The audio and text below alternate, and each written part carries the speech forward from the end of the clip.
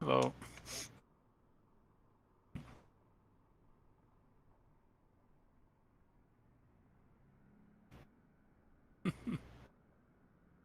Hello, hello. John B. Hello, welcome back. And looks like Nightbot is ruining my surprise giveaway there by asking the question, but yeah, he already exposed it. So I'm not sure how many people will be joining the stream today, but um, this is a new aircraft came out recently. It's a light sports aircraft, and Yaniv is here too, so he will be probably correcting if I'm giving any information wrong. So Yaniv is the developer of Live to Air, and he kindly reached out to offer a free copy for me to use using the during the stream, and another copy to give away to one of you who is watching the stream today. The question is already rolling there. It's and the Nightbot will collect the responses, and when you answer the keyword, if it works, it should. And it's asking a question about which team is flying the aircraft, which we will talk here in a second about the aircraft as well. And if the Nightbot is not catching the right answers, it should. It's already monitoring the answers, but the aircraft we are looking at today is the Extreme Aviation 42, I believe is the name. Extreme Air XA42. It's a light sport aerobatic aircraft. This is flown by one of the Red Bull teams during that Red Bull Air race. And we started to receive some answers. We will see who is eligible at the end. We'll roll the dice and see who gets the free copy from Yaniv. I think what he will need for you to receive your free copy is either a flightsim.to user ID or a SimMarket user ID. What I mean by that is your email address that you use to register to either platform, flightsim.to or SimMarket. Yaniv, I'm pretty sure you're hearing. Please let us know if that's the correct way to do it, or if I gave the wrong information. Please correct me if you want to. But we will jump and take a look at the aircraft first, and then fly around Cape Town using the XA42, and then come back. Hopefully I will land. I have hard time landing tail draggers, and then jump into an airliner to fly over to Port Elizabeth that Mark suggested, because there's really nothing to see around Cape Town in the sim. It's the default scenery. There are no landmarks or anything that we need to look at, so we're not going to spend too much time on that one. Yeah, a bit of a disappointment. Yes, yes. I mean, it should have been a nice VFR flight, because that's Cape Town is one of the famous cities in South Africa, but well, it Yeah. is what it is.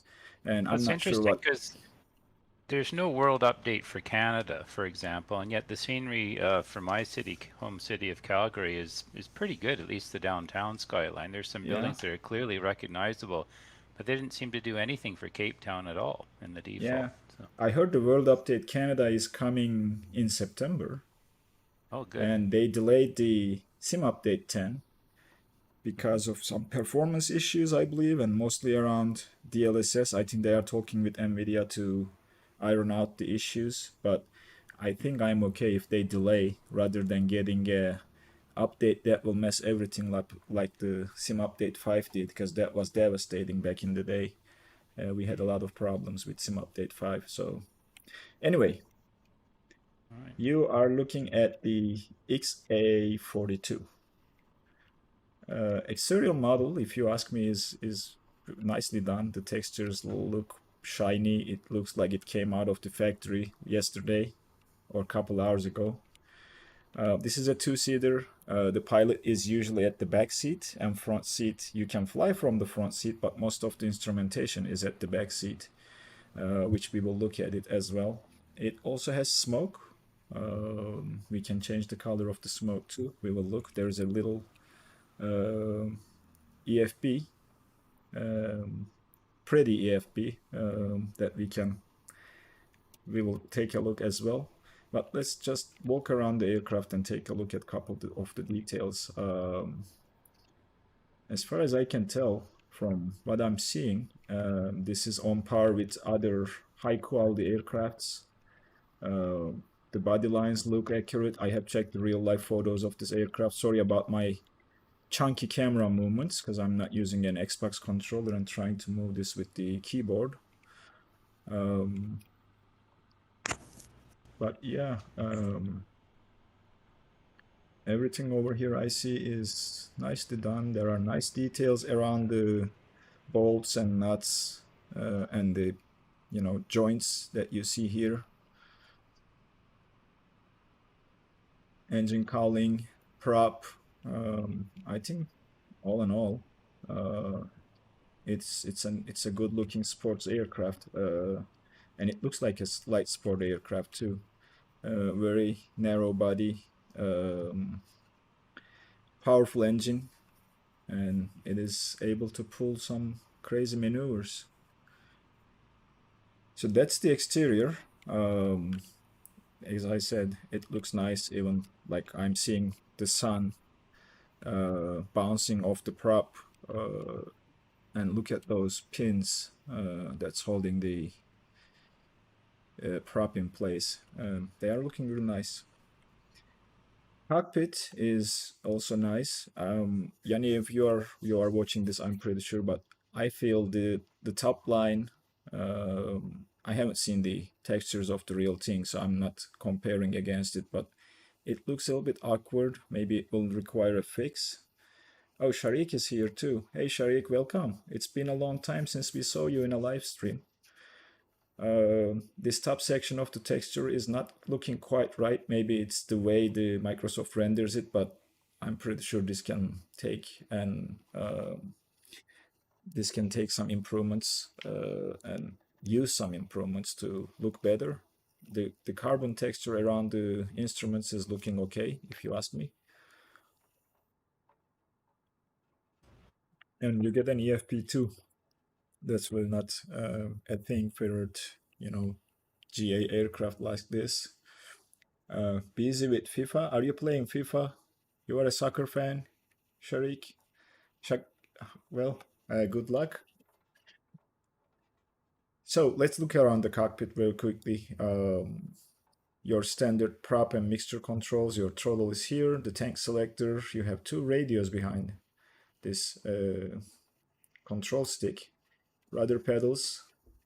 All metal. Looks like a sport aircraft pedals.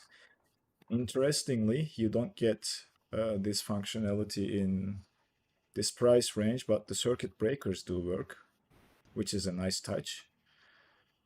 These are your main controls for avionics: fuel pump, battery, your starter, smoke turning on and off, and the ACL. Oh, not volunteering, but senior grade. Okay, interesting. You have a Garmin Avionics unit here, all in one, PFD and ND. There is an engine monitor over here, your airspeed, altitude indicator, your compass, and then acceleration. I think this measures the G-force. The EFB has a lot of functionality for an aircraft of this category. You can add a car that you draw to the airport if you want to. You can have chocks, static objects like the pedo covers and all that stuff, and a fuel truck. So let's go out and take a look. So that's the car we draw here in a, looks like C63 Mercedes-Benz AMG. That looks like it. Can we read it though? Yep, C63. I was correct.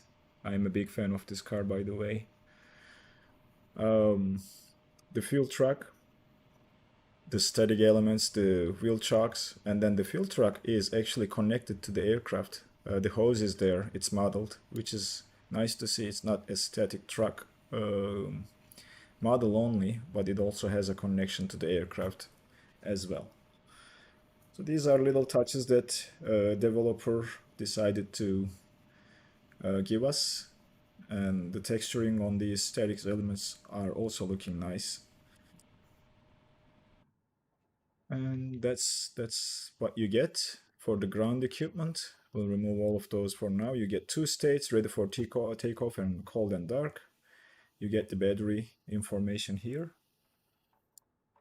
Weights and balances, the fuel tanks, you can refuel the aircraft. You must call the fuel truck first, so that's a nice touch. And we can try it out too. Let's call the fuel truck. Weight and balance, we can set a desired amount of fuel. Let's see how this is done. Now we type it in here. We want, instead of 50, let's say we want 75. Oops, don't use the numpad. 75% fuel, and then we can start. And as you see, it's refueling. Do we get any sounds from the truck?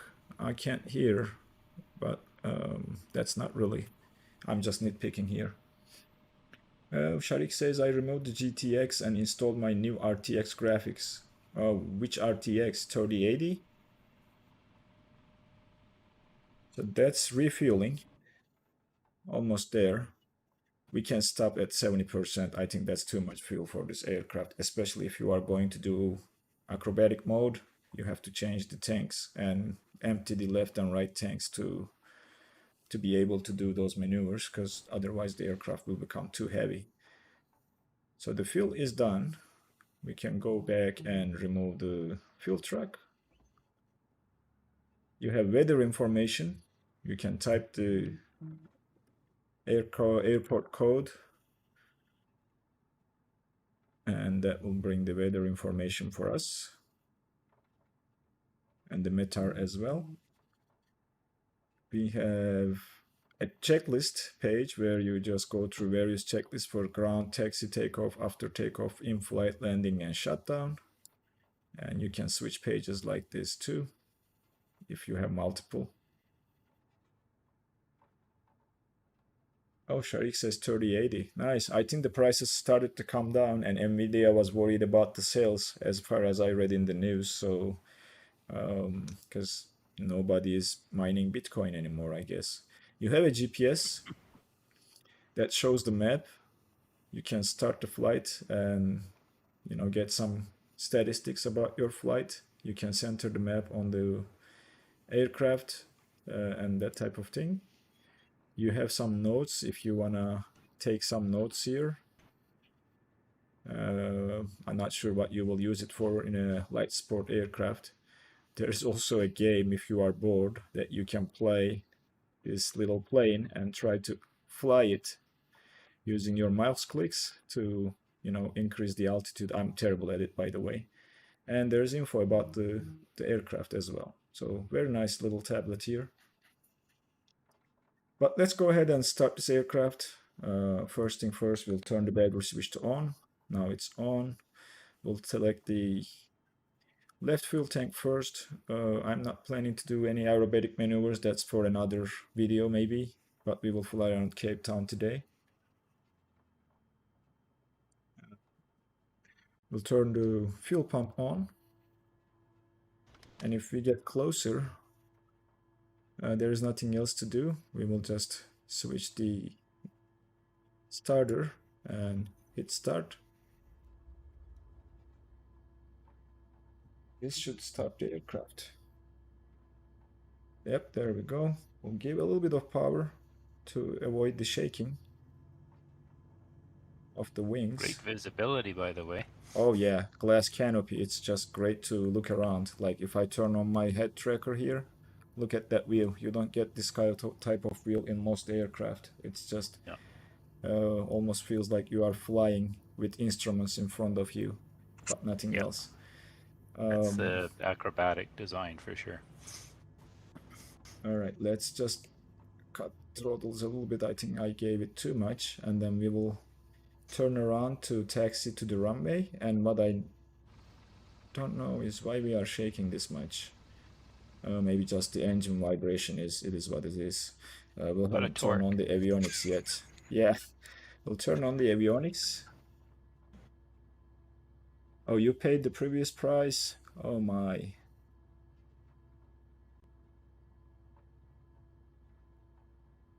Oh, so 254 Flight Sim says attended an air show in Kenya sometime back. A South African aerobatic team was performing. Unfortunately, a few days later, received news that one of them had crashed while performing on their way to South Africa. Oh, that's so too sad. Check the news in the EFB. Got a surprise for you. Okay, let's see. Um, news. Where is the news? Is it here? No. Notes, aerobatics. You need to help me with this, Yaniv. Oh, it's under the updates. Okay. Oh, hello for all the SimPilot viewers. Very nice. Thank you, Yaniv. Thank you very much. So Yaniv is also watching the stream. It's also showing that saying hello to the viewers. Very nice touch. Thank you very much. All right, let's get rolling, guys. Let's give her a little bit of power to start I'm in moving. your way. Let's turn around. She's a quick turner, by the way. I think that's expected from an aerobatic airplane, and she doesn't need too much the runway to take off. So we will just enter the runway. Let me see where we can do that. Looks like you're going through another plane to do it. Yeah, there's an entry there. We can probably take off from that short distance. We will do that. I might be going through another plane. That's true. Look pretty funny. So I haven't explored how to hide the EFP. Is there a, oh, there's also charging cable there too. Very nice. Can I just hide it? Oh, you can tilt it. We will explore those in a later video and do some, aerobatic stuff. I'm terrible at it. I know that for sure, but well, we'll try. I cheat and adjust the QNH by pressing the B key, and we will enter the runway from here. Obviously, this aircraft does not have any landing lights or any lights of that sort, other than the nav lights, I believe. And let's give a little bit of more power. And you'll see how fast she can accelerate and take off. Oh, the tail is already up. Look at that. Am I wrong? I felt like tail was already up. We will enter the runway from here. And depart. Oh, there's an aircraft on the runway too. How nice. That's what we needed. That's what we needed while we are trying to take off. Let's just look a little bit higher. And the front seat is right there. So I set some camera view. So if I click the other one, you'll get to fly it from the front seat too, if you want to. We will ignore that aircraft. That's taxiing for takeoff, and that's, I think, on the opposite side of the runway, like the right runway instead of the left, and we will be using the left one. Oops, what's happening? I'm doing some. Oh, Feel unstable there. No, that's the taxi route. There is a huge bump there. I know that for sure because I did a test ride. So it's a steep down slope. Okay. That's just part of the scenery is messed up. That's what it is. Oh. Oh, the ACL switch. Yes. Thank you, Yaniv. All right, we have the ACL switch on as well.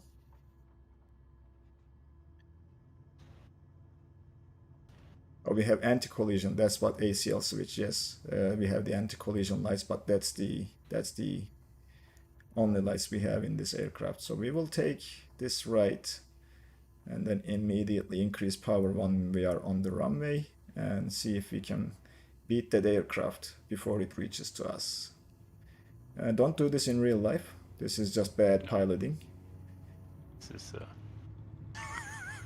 Look at that. Oh, Oh, holy scary. smokes! Where are I you was able going? to fit under its wing though. Let's I don't see a plane, but I'd see you skirting all over the place. Yeah. very up. We are up. And we will keep the RPM in the green and the manifold pressure too. But there we are, up in the air. Let's look around. There it is. Cape Town under us. We are gaining some altitude and we should be fine. CHT high temperature. Is it asking us to lean the engine or cut it back? No. And we'll fly towards the sea and then follow the coast a little bit and then try to come back to see if we can come back for landing. So you have the question in there.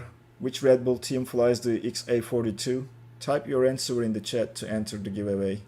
And we'll draw the winner when we are cruising towards Port Elizabeth in the 737-700. Oh, Yanu says I'm coming for you, so he might be around flying with us as well. Oh, there is, yeah. There he is. And Yaniv, so he is following me.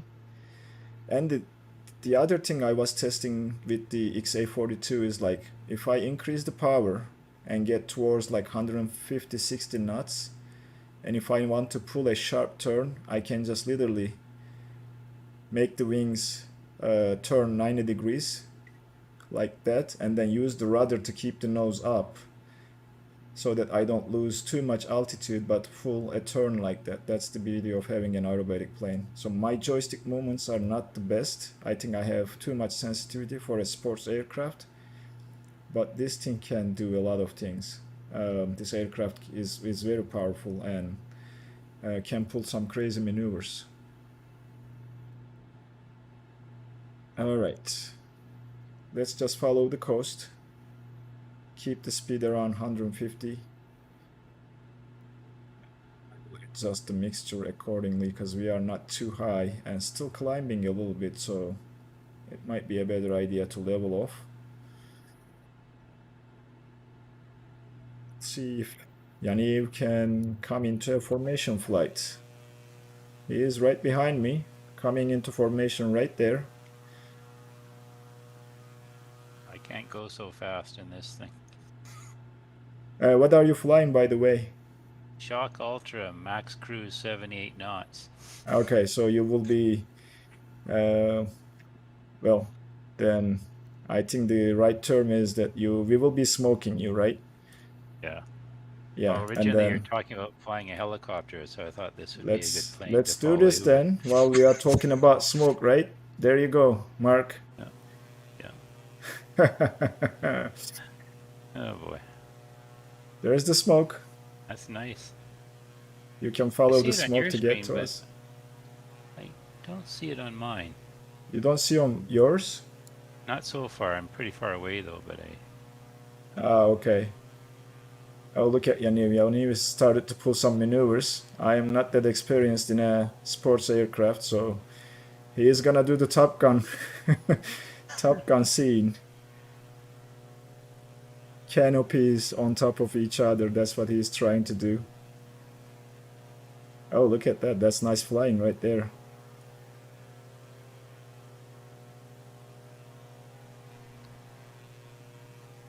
Oh, yeah. All right, we'll follow the coast towards that mountain, turn around, come back through the sea, and then try to land. Very stable, by the way. Flies very stable. You don't have to input too much, and I think that's kind of what the sport aircraft is for. Your joystick movements or your control stick movements are to pull the maneuvers, but if you let it go, it is pretty stable at that point. And you can do some crazy dives too, but I think I need to cut the power for that a little bit so that we don't overspeed. But you can dive and then do loops and all that stuff. Let's just fly low above the sea a little bit. And we'll get closer to the ground a little bit more. 2,000 feet, counting down. Airspeed looks nice. And we are looking to about 500 feet above sea level is what I'm trying to get to. Hopefully I will not crash.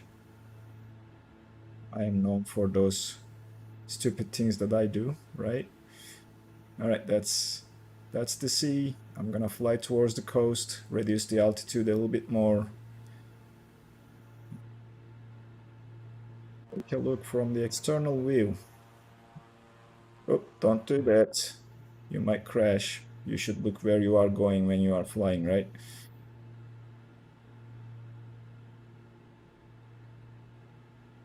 As far as I can tell, very stable flight. 200 feet and she's just coasting nicely. I can even go a little bit more. Try to see. I don't want to touch the wheels to the sea because I don't know what Microsoft Flight Simulator will do in that case. But I think landing is going to be fun because if she can fly like this, we should be able to land without any issues. Let me not jinx myself though. Very nice flying.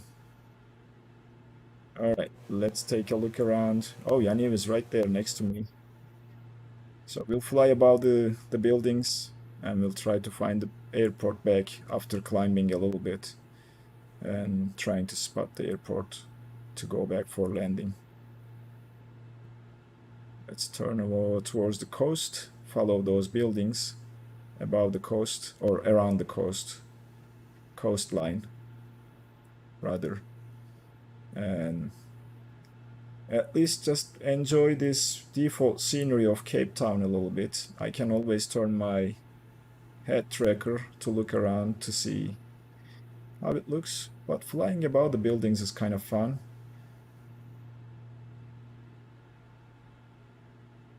Though they are just looking a little bit cramped into each other. Maybe that's how the Cape Town is.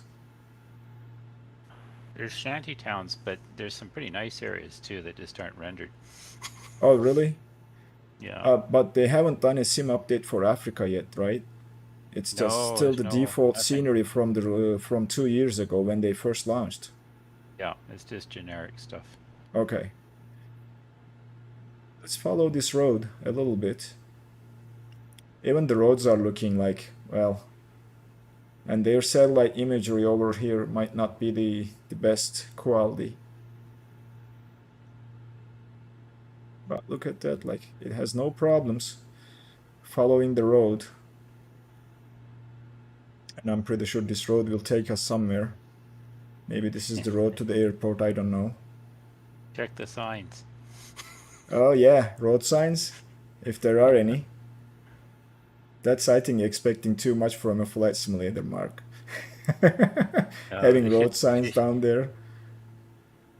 They're already selling boats for Flight Simulator. Maybe they'll start I selling know, right? cars. So that's crazy. You can just hop into your boat. Yeah, I bought the boat.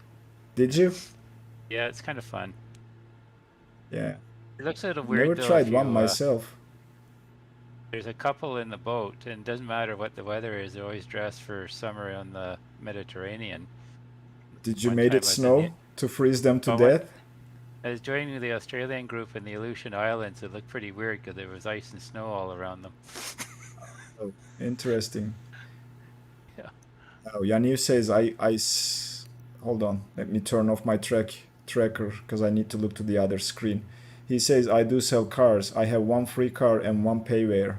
So Microsoft Flight Simulator has cars as well. That's bizarre.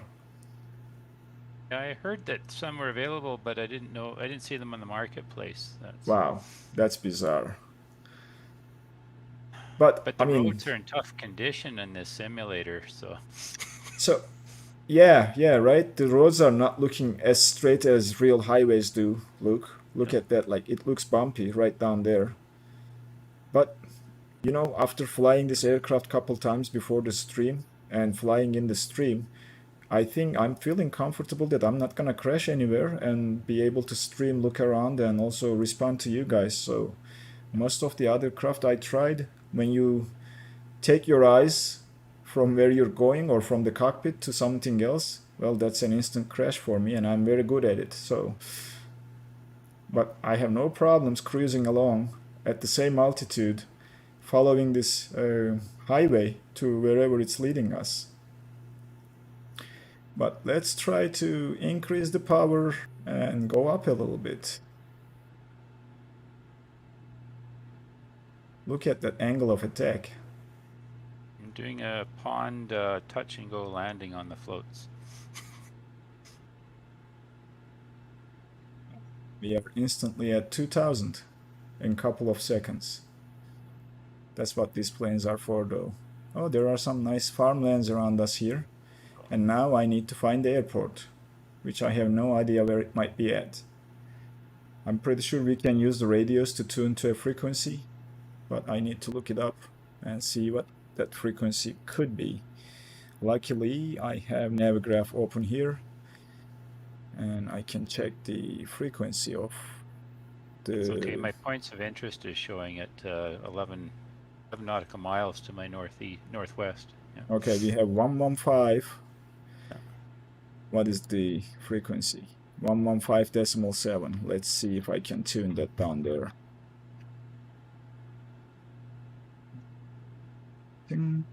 That's the... my transponder was off all this time. Oh, that's the comm radio. It should be up here, right?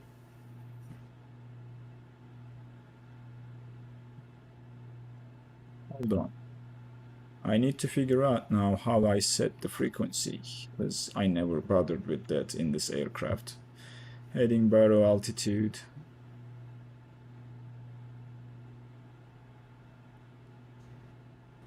Course.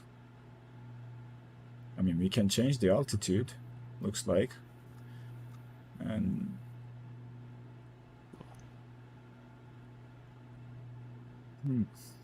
what we can do is we can do a direct to fact. That's what I'm gonna do here.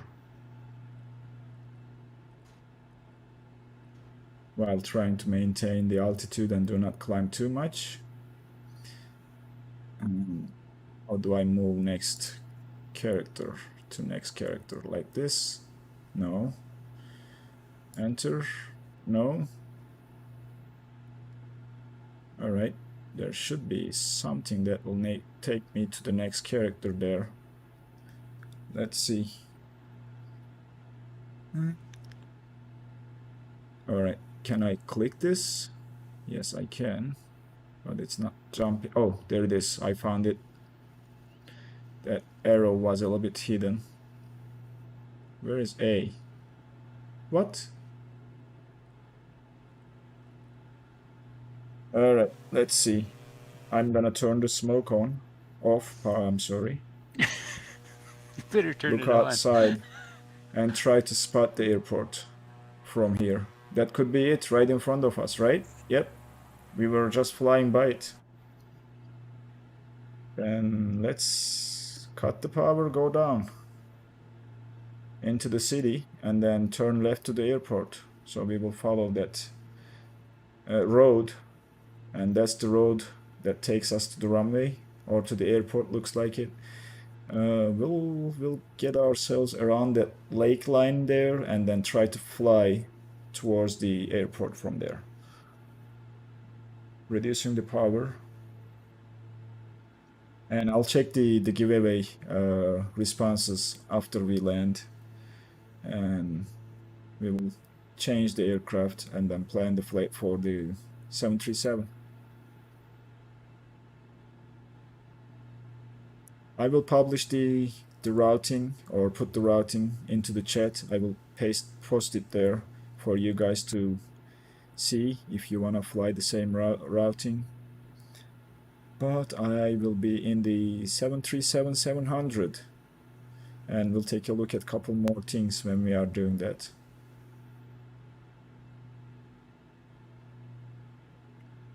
Couple more things to share with you during this stream, so we will be looking at those as well.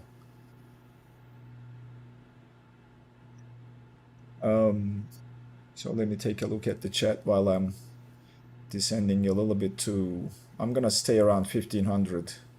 That's a nice altitude to see everything and fly towards the airport. We'll just make a left turn here and increase the power, keep the speed around 140 so that we can bleed the speed off very quickly, and try to maintain the altitude around 1600. So Microsoft Flight Simulator, as you all know, celebrated its second birthday 3 days ago on the 18th of August. And it still amazes me to this day how much attention this platform is getting and how much improvement, aircraft development is going around the sim and the add-ons. That is just crazy to see. It'll just accelerate when they release all that Asobi code, right? Yeah, and the SDK is not even done. People are finding ways to work around things. So that's also amazing to know that the developers can find ways to get their products in Microsoft Flight Simulator. And what amazes me is the attention this platform is getting from pretty much everybody. We'll see what happens when X-Plane 12 arrives. The scenery is not going to look like this, definitely. That's for sure. But I am curious to learn or see what X-Plane 12 looks like. I'm gonna stay around that speed. I think this is the ground effect getting to us, or the wind, I'm not sure, because I haven't checked the weather information quite honestly. But that's the airport. We are going to turn around and try to line up with the runway. There is the runway right in front of us. Well, I had less problems finding the airport this time. And that scenery pop-ins are also still happening, even if I have the LOD at 200. So we shouldn't be climbing anymore, cutting the power and coming in for landing. And wish me luck. I hope I don't crash. Me too. All right, we are trying to get 2 white, 2 reds on the puppies, and that's what I'm gonna follow all the way into the runway, cutting the power a little bit more, slowing down the aircraft for landing, because I don't think we want to land at 160 knots indicated airspeed. We will bleed some of the speed off. Try to get down. Okay, last 400 feet into the runway, pulling the nose up a little bit, following the puppies for the profile, and hopefully we will get back to 2 white, 2 reds when we get a little bit closer.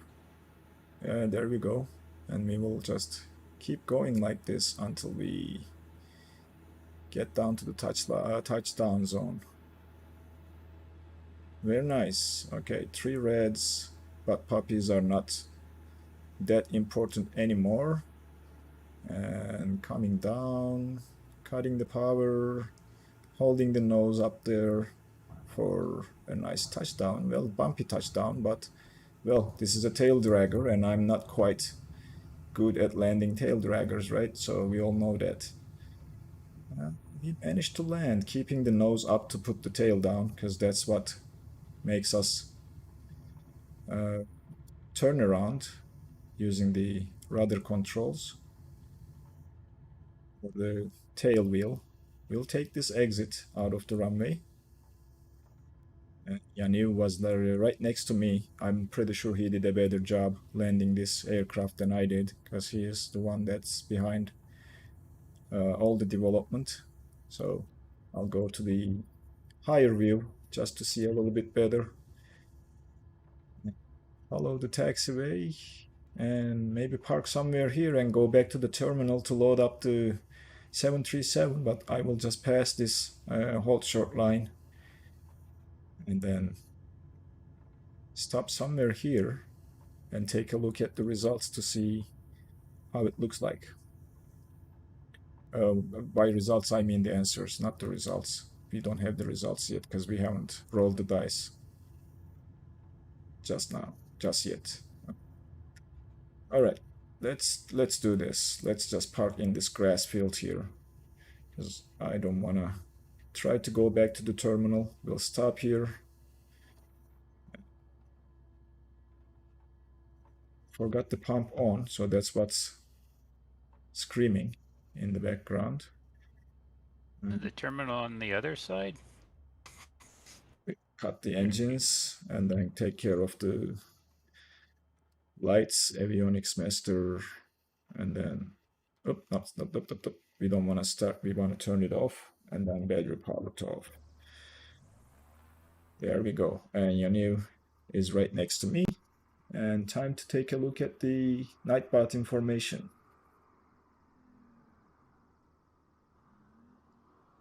Let's see. We don't have too many answers here, but I think that's due to the viewers and how many people we have here.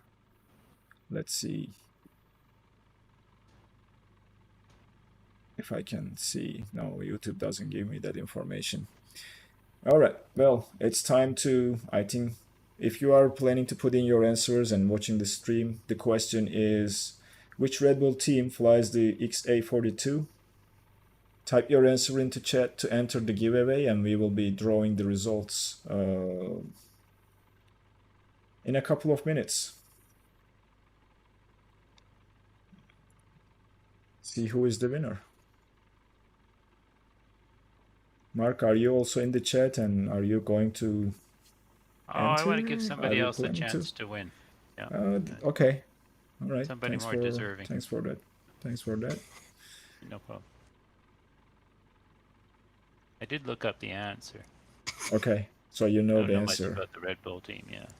All right. Well, if there are no more answers, I'll give you guys just a little bit more, like 20 seconds more, and then we will just roll the dice.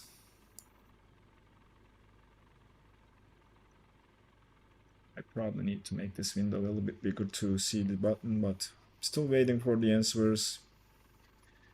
10 more seconds, friends.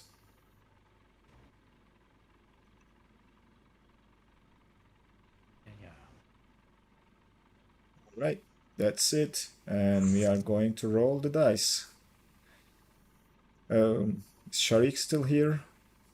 I'm not sure if he answered or not, but so far so good. We'll just do it. All right.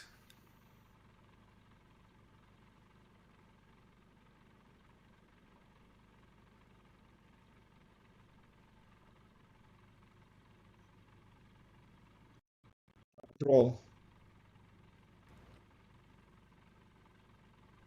Yep, Clinical Phoenix has won the giveaway, so that's in there. Cynical Felix, just if you are watching the stream, you need to share the... You can send me an email with your information. My email, I will type in there. Congratulations, by the way. What was the correct answer? The correct answer to the question was the Flying Bulls aerobatics team from Czech Republic. That's correct. Was the team that uses XA42. Yaniv also says he can send a direct message to him in Discord also. So whichever you prefer, just share the information with us, your flightsim.to user email or SimMarket user email, and we will get, Yaniv will get the free copy of XA42 to you.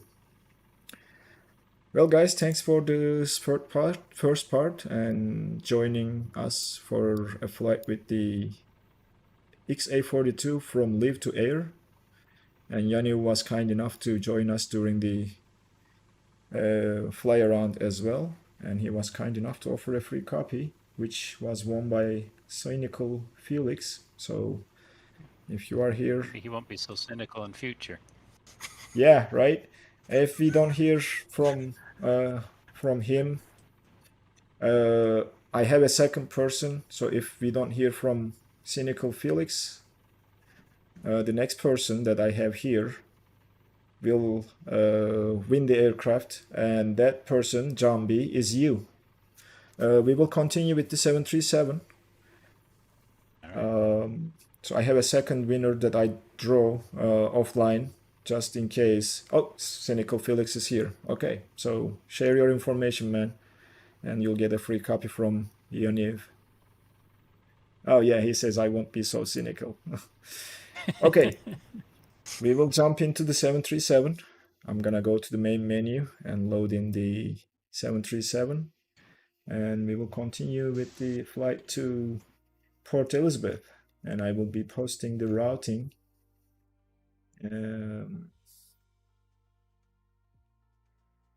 into the chat.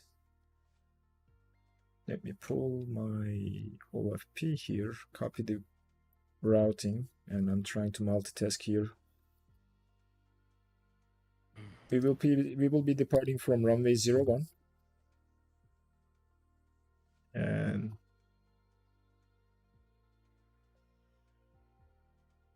that is the route for you guys for the next part of the stream.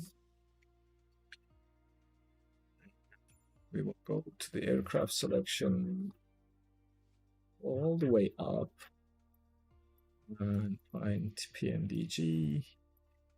I must have a South African Airways livery. Yep, I do. And we'll select a stand that is for an airliner. Which one?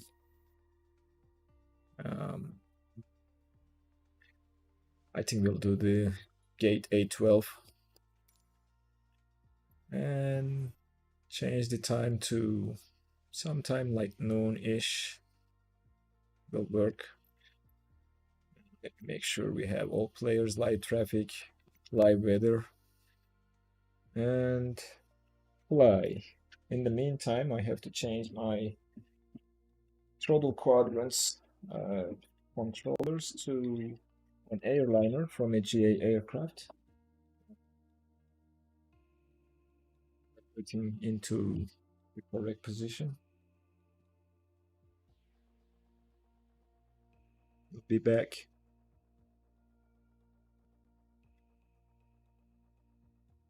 Which one was the 737 profile I have? This one should be it. Assign that. What? Didn't I change the time? That's a little bit interesting. Okay, let's just change the time again. I like night flying, but not during a live stream because a lot of things can go wrong when I'm night flying live. Well, there's not much to see either. Yeah, it's good to see people flying with us as well. So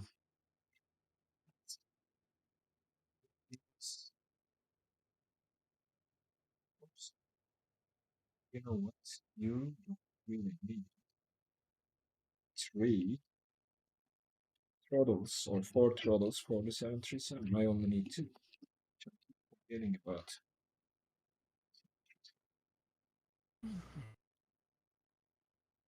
It's gonna be a minute, guys. All right. There we go. Now I should have my throttles and everything connected. Take a sip of water here. YouTube is delaying a little bit today. It's coming from like a couple seconds behind, even if I have the lowest latency. Not sure why. I need to open the doors. It is quite hot in this room with the computer running, the door closed. I am just sweating here. Suffering there, eh? All right, 737. Oh, the jetway alignment is not looking quite right. And where is the end of that jetway? Why are they not connected to the building is my question. But let's not see that. Okay, and I can jump to that parking position if we want to avoid the jetways. Should we do that, or one of the ramps over here maybe? let's do that. I don't like the look of this. And Nightbot, we are done with the giveaway, so just stop that giveaway question. Stop posting it there. So that's on me. I haven't said him to stop, but well, let's get rid of that message. I don't want. Can I just delete this? No. Okay. Don't ignore Nightbot for now. So I'm gonna do this. I'm gonna go back to main menu. I'm gonna go to the ramps without the jetway.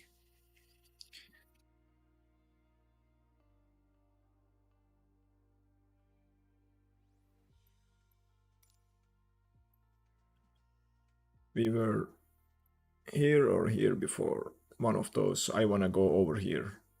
Is this a... No, that's a GA ramp. Why? Why? Okay, let's do this one. It still says GA.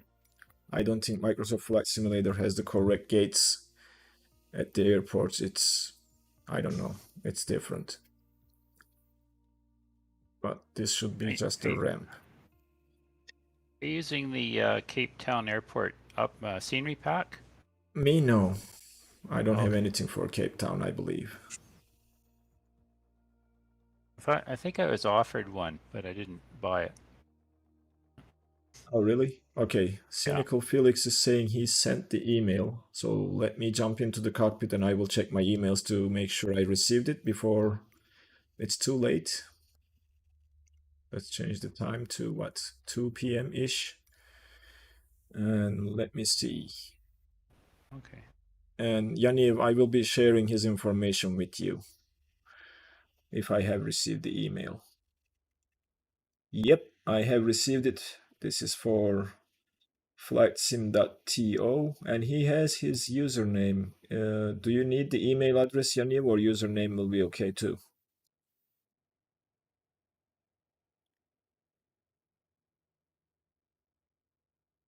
Okay. Is that the same email address, Cynical Felix, that you use for flightsim.to, the one you sent the email from? I can share that with Yaniv if he needs the email.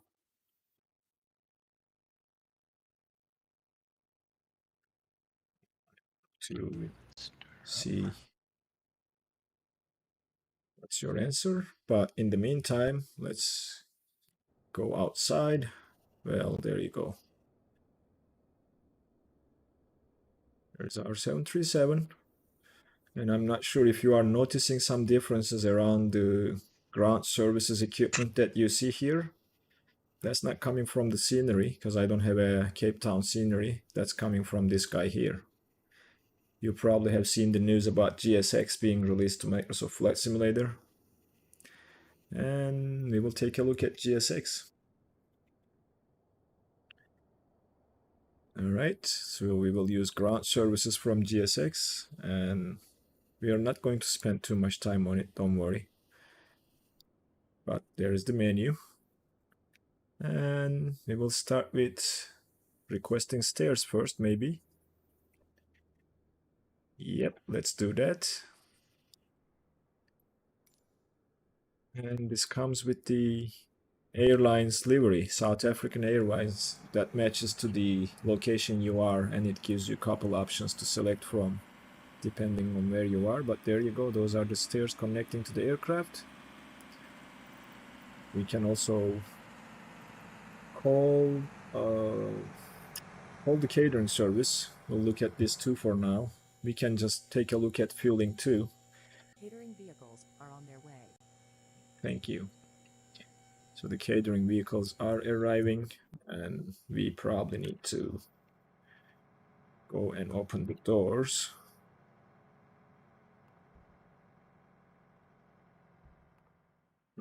One left and right. We will open those, and then we will start powering up the aircraft.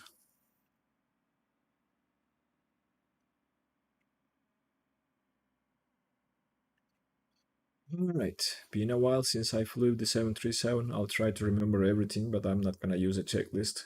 I know we need to put the guards down to get the power. So that's battery power only. We'll turn the main lights to, or position lights to steady. Our batteries are discharging. We don't have any ground power connected just yet, but we will do it right now. Request ground power. We're the master caution. And we have the catering trucks here. So it's waiting for us to open the doors, I believe. We will just open the front and aft doors. And there you go. It simulates all the ground services, so even with the animations, you will see what I'm talking about here in a second. You'll see the trucks have some. These trucks are abused. You see that guy? He is entering the aircraft with a cart, so he is filling up our sandwiches and drinks for the flight, which was really nice to see. This add-on requires some polishing. You probably have seen, if you are interested, some videos about the issues and whatnot, but I'm pretty sure they will be fixed by the developer. I will have a separate video about this where we will look into all of the functions, but for now we are going to stick to just these two. Then the rest will be later on.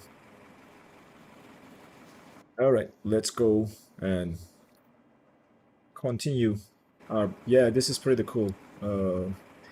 Those guys are filling the aircraft. Even the fuel crew is animated. They connect the hoses. They go and connect the hoses to the wing tanks and then start filling the aircraft with fuel as well. But you'll see when we start the boarding, there are more to this. So they will be done in a second, and then they will be waiting on us to close the doors. It will warn us, so let's go back to here and maybe keep this for on the doors page and do this one for the FMC side of things, because we need to initialize our position. We are at Cape Town. I can't remember the gate number, but it's not relevant. We will first, let's do this. 12. Could be. Because I'm at 11. Maybe okay, let's put the ground power on. There is ground power. And we'll continue with the flows left to right, top to bottom. First things first, we'll put the iris switches to nav. Let's move that there. Flaps test, that's working. Yaw damper comes on it, because I always forget. Oh, it will not come on because we are not aligned. We will have to wait. We'll turn the window heat on while we are here. Take a look at the other stuff. We haven't started boarding. We will do that after refueling the aircraft. There is really not too much on the overhead for us just now. And you are hearing a beep. That's GSX asking us to close the doors. So I'm gonna close the doors, and as soon as the doors close, you'll see the trucks leaving. There you go. Now the trucks will go and do their own business. And we will do instant fueling. We are not going to wait for the fuel truck for ground services. We will do instant fueling today to just save some time. But I will just have a video for GSX separately during the course of next week. I will probably publish that. There you go. The trucks are leaving, and we are now going to keep going with our FMC programming. That's our position. We'll go to the rail route. Routing Foxtrot Alpha Charlie Tango to Foxtrot Alpha Papa Echo. Port Elizabeth, our flight number. I could have done this. Hold on, let me see if I have it. I could have done this through the simulated ACARS, but I don't think I have that running today. We'll program that. No worries. It shouldn't take too long. Our flight number is South African 1379.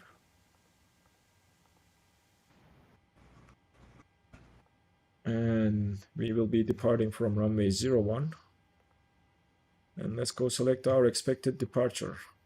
Our departure that we are expecting, no ATC today. We will have ATC later. It's a direct departure, so no SID. Runway 01. We'll go to the route then. Next page, our first waypoint is Octed. It's a direct from runway 01. We are taking an airway uniform Quebec 56. And from there, we are, oh, wrong one. Unicorn, not that one. That's the next airway. We are taking uniform Quebec 12 first. And then uniform Quebec 56. That should take the correct exit. And then we are going to offset this time. 2 waypoints that are closer in naming. Look at that. 1 letter difference, and it is very likely that the pilot might mess this up. Our arrival is also direct, so we will do an ILS. Oh, no, we will do an ILS Zulu to runway 26 with PEV transition. And we'll go to the route. There is some discontinuities which we will fix on the legs page because there is a huge vectors section from our last waypoint. Let's do that and execute this. That should give us the correct routing. We can always go in and check after changing the range a little bit. Let's bring the yoke down, legs page. And that's our first waypoint after runway. Second, third. Very simple flight plan looks like. Couple waypoints here and there. Step, step, step. Yep. And that's our approach, which is a procedure approach with a teardrop pattern, which we should have no problems executing with the 737. So that's the flight plan routing done. We'll go to the route page, performance initialization. Before doing this, we need to go and fill our payload. Fuel, our fuel calculation shows that we will need 6.81 block fuel.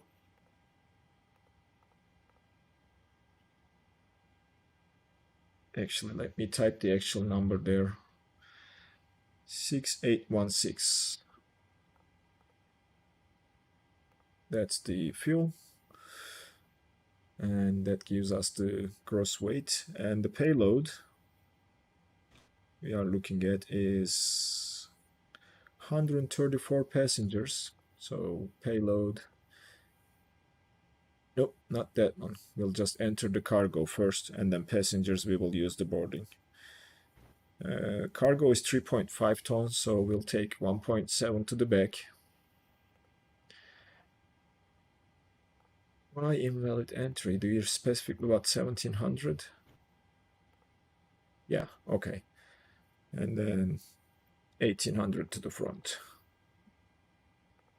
All right, there you have it. And we'll go back, ground services, and we'll set our passenger target here, which is 134 passengers on board today. Okay, that's not the correct capacity. Looks like it, but that's fine. 128. We are full today in today's flight, and that should give us what we need for the performance calculations. All right, performance initialization over on this side.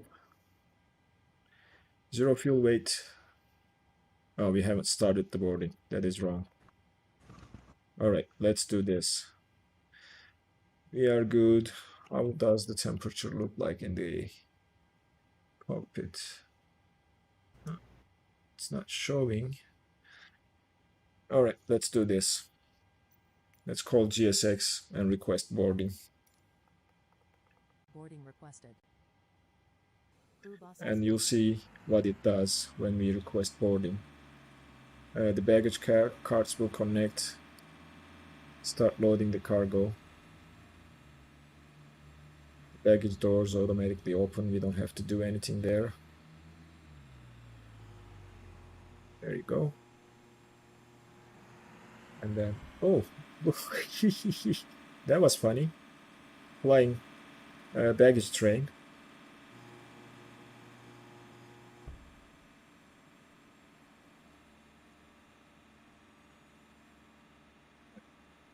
We'll hopefully see the passengers and the crew coming very shortly. That could be the crew bus.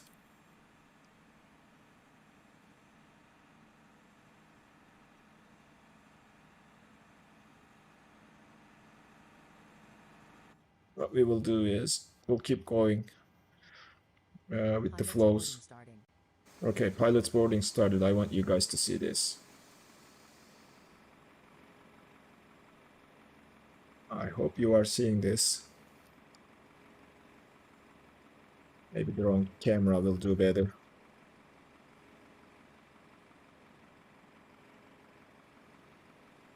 Look at that.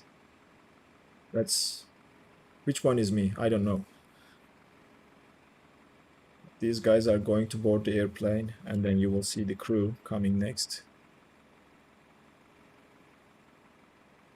Crew boarding starting.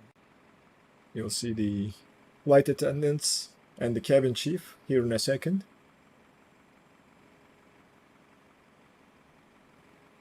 There you go. And then we will eventually get the passengers. In the meantime, what we need to do is... Oh, wrong button. Sorry about that. I need to get inside and start boarding in the FMCT because they don't talk to each other. And we might be waiting too long. Alright, let's... What's happening here? Okay. FMC, over here, return, ground services, next, boarding start. Alright. That's the last crew member, I believe. We'll keep this view. And while the boarding is starting, we'll do this. Turn the aft fuel pump. Your And passengers bus is coming. we will start the APU.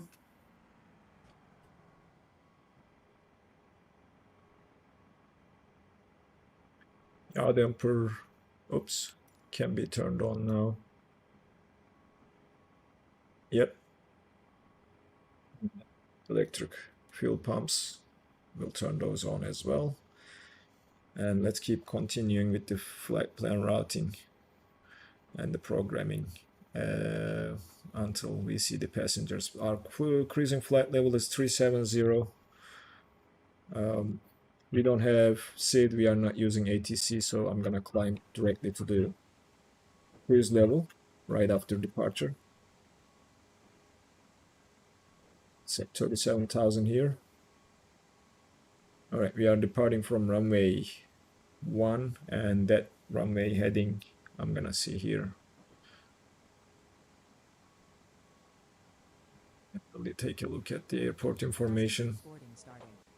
Okay, we'll go outside here. Runway heading is 009. Passengers are boarding. You guys are seeing our passengers entering the aircraft, which is nice. This is really cool. This is really cool. And look at that flight attendant waiting right there, like it's in real life, greeting the passengers. Are you seeing her? Right at the door. The passengers' heads are clipping the door.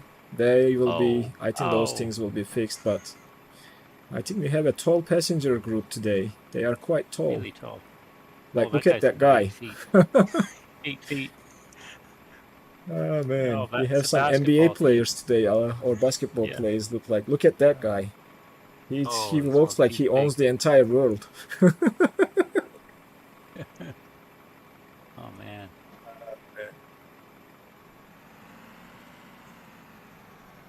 You guys will probably enjoy this, but I'm not gonna stay here for the entire boarding. I need to continue as the pilot to configure everything. All right, runway heading, that's 009er. We will set that to our heading bug. That's now set. We'll go down. Cruising altitude, flight level 370. What did I put wrong there? Flight level 370. Oh, that's the slash? No, you shouldn't ask for a slash. I'm not sure what you are doing here. I never entered the... Well, let's try 37,000. Interesting. Huh. Not sure what's happening here. There we go. Now it took it. All right, cruise wind. We'll take the top of climb wind for the cruise wind. Enter that there. Winds are at coming from 305 at 57 knots. So 305,057. That's the top of climb wind. Outside air temperature at top of climb is -56. That checks out. Transition altitude. We'll take a look.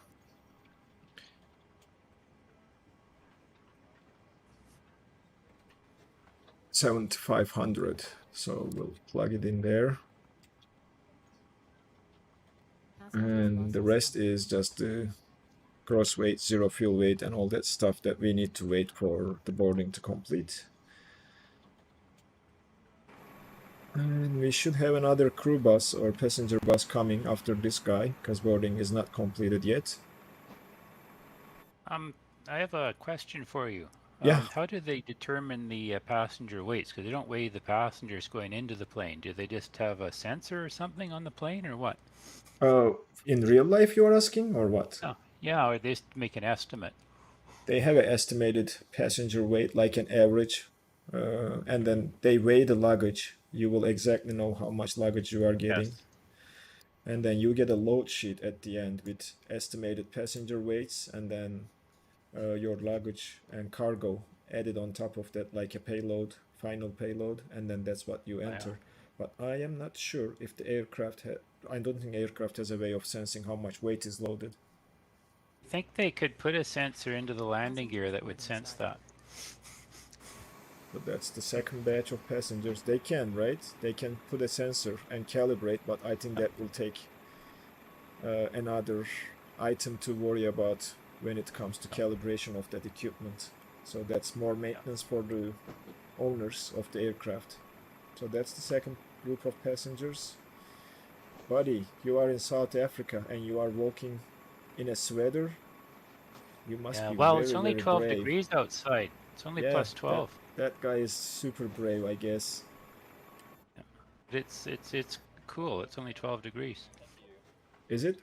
Oh yeah, it's 12 degrees. So he was doing the right thing. Winter in Oh, South it's Africa. winter there. Yeah. That's Southern Hemisphere. I forgot about that. Yeah, you're right. Okay, our APU is running. Let's turn the packs on. Let's give this guy's APU bleed is on 37,000. The airport elevation is 151 for, I think it was 151 for our destination. Let me double check that so that we can set up our pressurization panel.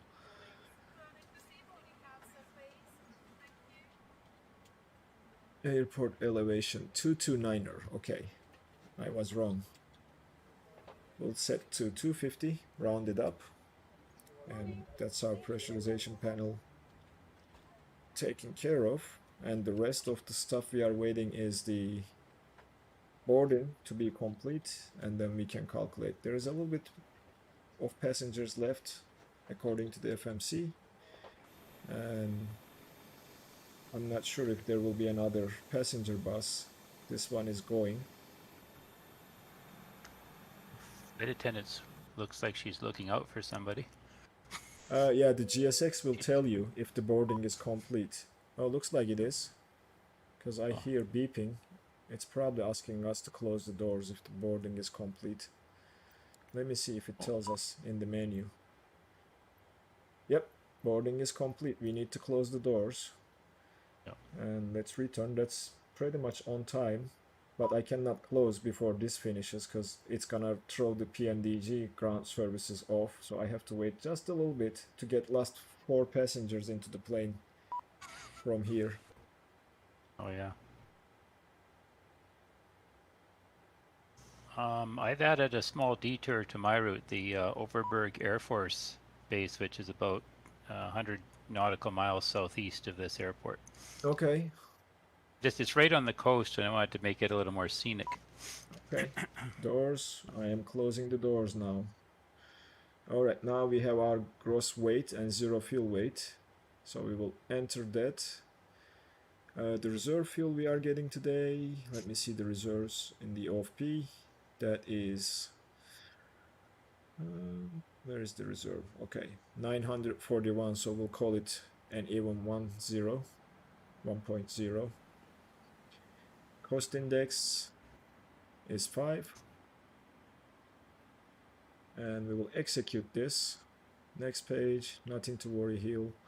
Plant fuel and fuel on board, we'll just say 6.8 tons. Alright, that is the performance calculation stuff done. M1 limit, so outside air temperature and all this jazz. We will roughly derate to 22K and we'll enter our takeoff speeds according to that derate. We'll put the CG in there and then those are our V speeds. So everything is now pretty much done. Pre-flight is done. Waiting for your action to close left entry, aft close left entry forward. Aren't they closed? They are closed. I'm not sure what you're saying there. Alright, we are probably ready for pushback at this point. Our flight plan routing is done. Our V speed 128, we will do V2 plus 10, 138 on the autopilot panel. Course, we can set this course to runway heading 2, but we are not tuning into anything. We obviously can. There's a VOR right at the airport, which shouldn't be a bad idea to do. And that VOR is, I checked it before. Let me see here real quickly. 115.70. 5 7. Transfer that, and that should give us the VOR on our display when I switch from plan mode to map mode. There we go, we have the VOR, 20-mile range. QNH, let me see the weather information at Cape Town. QNH is 1026, so we'll set the baro to 1026. And we are all set for pushback. So let's get ready for it. Do we have any fuel in the center tanks? No, we don't. Okay, we can leave the center tanks off. Turn the fuel. Check the cross field valve. Blue, dim, and then bright blue off. Alright, APU is running. We don't need the ground power anymore. Let's put the generators on the bus and get rid of the ground power unit from this second FMC. Release the ground power and remove the chocks. Set the parking brake. Yep. Alright, we're good. What else we need here? APU generator is online. Batteries are looking good. Pressurization is set. Packs, we will turn them off for pushback. Let's go and request the pushback. Prepare for pushback and departure. There are a couple things that are going to happen here. Let me just move here and you'll see some cool stuff with GSX. That guy is holding the bypass pin in his hand, and she's gonna walk and insert the bypass pin in place. Captain. We are ready for pushback. Okay, Cynical Felix says I got Yanu in Discord, by the way. Good. I think if you got him, I'll share the information regardless, but if he has your information, that might make it a little bit quicker. She's gonna go in there, clip through the aircraft, unfortunately. Those are the things that FS Dream Team needs to fix for the GSX, because she is literally in the She's embedded. door, wheel bay, but she has the ground bypass pin. Now the tug will drive up, hopefully. Here he comes. You can switch around and take a look from this view. And she's gonna connect the tug first. Oh, our cargo doors are open too. Remind me if I forget to close those.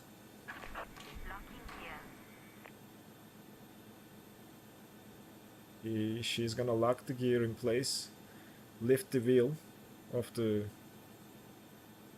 push bar, I think that's what it is called. There you go. And then we are ready for pushback. So now we need to tell which way we are pushing. But before that, let me close the doors before I forget.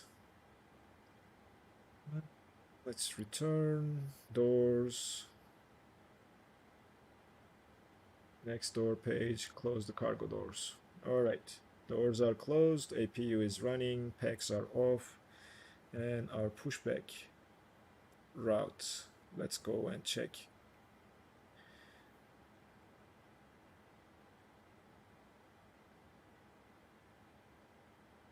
Okay, we are here at the stand, and looks like we need to push the tail to the right and nose to the left. So tail right, nose left. Release parking brakes, please. So GSX is speaking. I'm gonna release the parking brake. All engines clear. And they are gonna start pushing. And we can start the engines.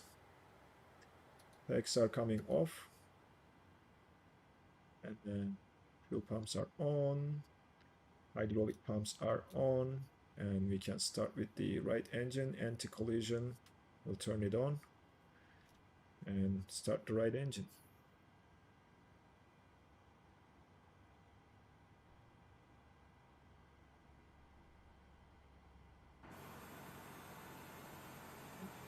The pushback.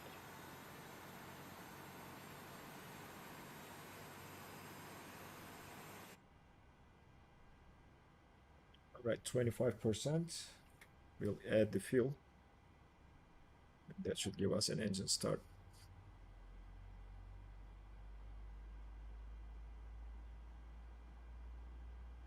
And wait until the pushback is complete, and I'm gonna share one more thing that's cool about GSX.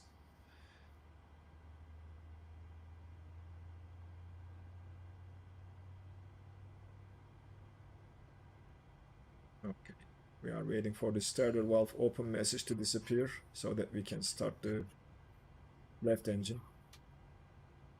There go, the starter switch is back to off position. We can start the left engine now. Waiting for 23% and 2. Then we will introduce fuel. Parking brakes. Okay, parking brakes are set. Waiting your confirmation for a good engine start. So they are waiting for a confirmation for a good engine start. That's what she's saying in the background. They are not going to leave before we start our both engines. They are gonna wait there. Let me just move to the closer view. And we have fuel in there.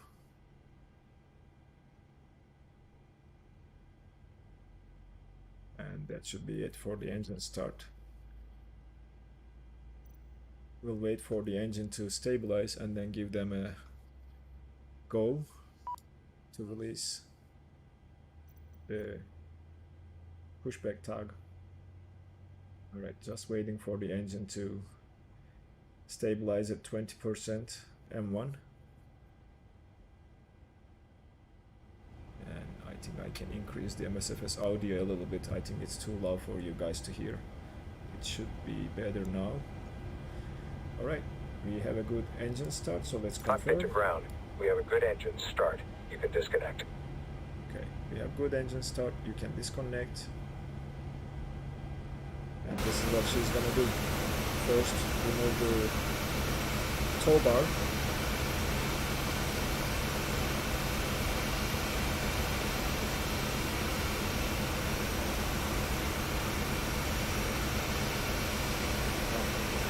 And she's gonna take the bypass pin out, so we'll wait for that. But in the Unlocking meantime, gear. we'll set our flaps to flaps 5. Flaps 5 set, speed brakes are in.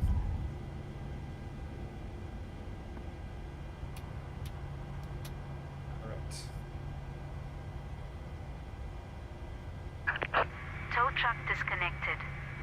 Bypass pin removed. Alright, we will see her holding the bypass Left pin is in clear, front of right the is aircraft clear. when the top leaves. But maybe we don't. Maybe she's gone. But that happened a couple times. That might be a little glitch there. What we haven't done is we haven't turned on the flight director, so we'll turn them on now. And we probably are ready to taxi to the runway at this point. I'll take a couple of things before we depart. Auto brakes, we'll put them to RTO for rejected takeoff.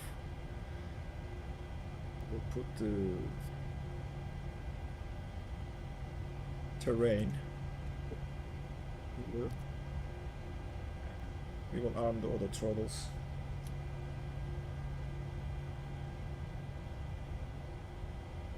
Everything else should be okay. We can get some panel lighting. The transponder will move to TARA. And that squawk code is fine for now. Not so worried about that. And we are pretty much ready to taxi to runway 01. We will be on our way shortly.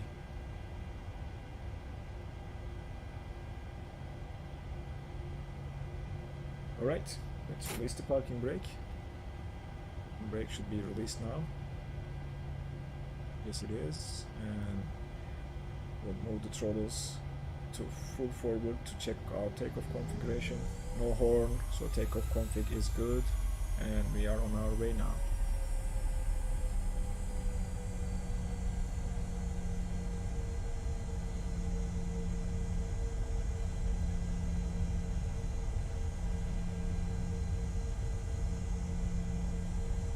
Let's see, I'm gonna take a look at the VFR map to make sure I am on the correct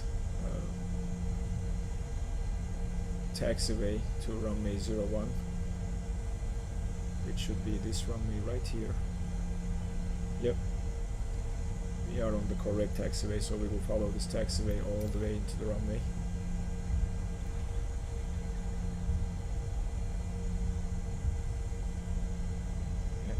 While I'm doing this, let's turn the lights. Follow the taxiway.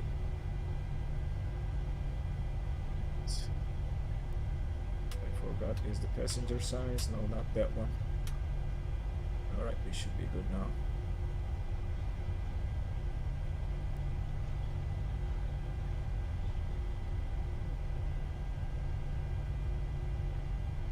Nice. We are on our way to the runway. That is, I believe, the next exit in front of us should be the hold short point to runway 01. We are going to start the chrono. Take a look at a couple other things before our departure to make sure we have everything configured correctly for our departure. Yes, we have. No worries there.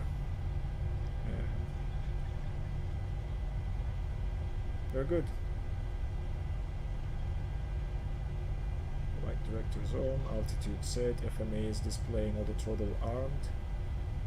We'll select LNAV and VNAV when we do our takeoff run. After the initial run, we will select LNAV, VNAV and engage the autopilot for the rest of the flight when we have configured the aircraft and did the after takeoff checks.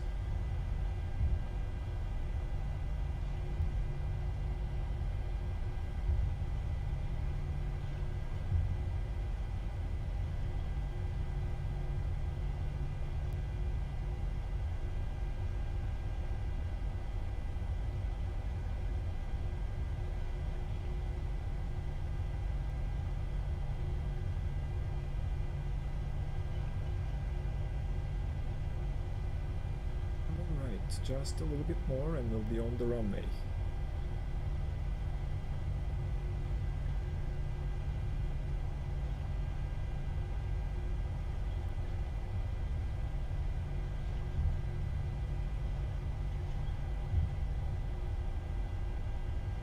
There's our hold short point or entrance to the runway 01.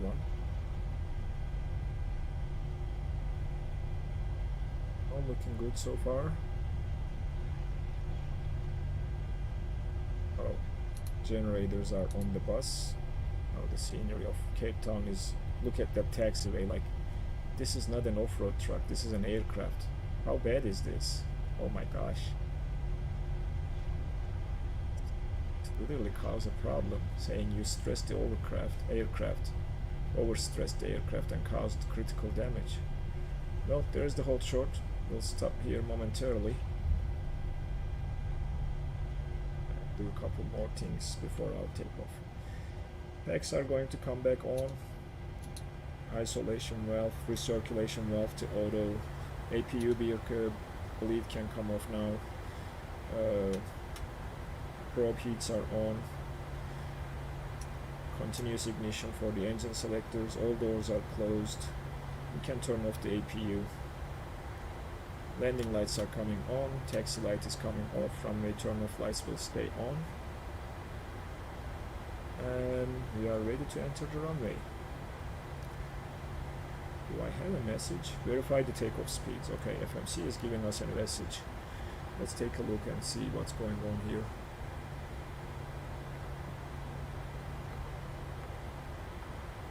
Yeah, they are done. Everything, oh, the trim, 485. We are over trimmed, so let's correct our trim. Take a little bit to get there.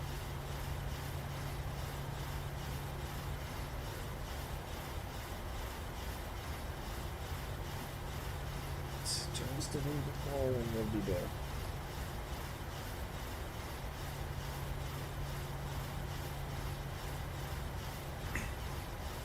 It's enough, 485 roughly. That's pretty cool. Set. Just checking to make sure. Why FMC keeps telling insufficient fuel? Come on, we have enough fuel. What you mean? Let me see. Okay, hold on guys. PMDG 737 started acting up, looks like. We'll just readjust the fuel to what it was. 68.50. Alright, let's do this and we should be ready to go. I hope that's enough fuel. That should be plenty of fuel for the flight that's just this short.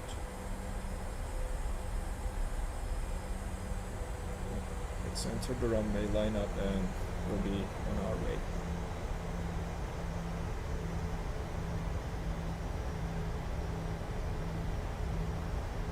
We don't need this systems page anymore. We blank that screen. Good. Base 01 confirmed.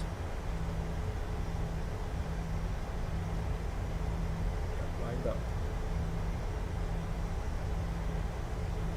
Alright, I will go outside, take a look where everybody is at. Move the drone camera a little bit out. We are ready to roll, so hold the brakes, Hold the throttles to 50% M1. Let engines stabilize.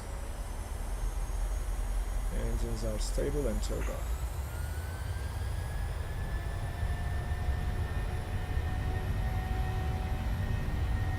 Airspeed's alive. Speed alive. 80 knots. That's checked. Rotate. Checked. Very short takeoff. Flag. Positive Rotate rate up of to climb. 50 degrees. Positive rate here is coming up. We are going to follow the flight director. And maintain the pitch. We need to turn around. I see that. So we will be doing that. Let me change the range closer to see when I should be turning. I think this is a good time to start the turn. Push the nose down to gain some more speed. And we'll activate LNAV and VNAV. That will give us the flight director command to get up to 250 below 10,000. We are waiting for plane flap speed, which is 200, so flaps are coming up and we are making that turn. Still hand flying. After the turn I will just go and activate the autopilot.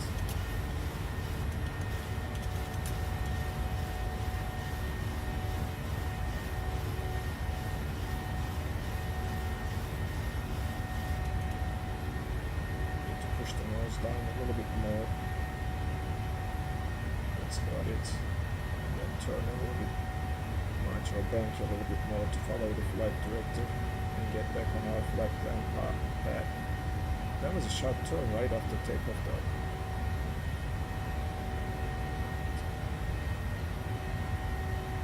Well, we are getting there.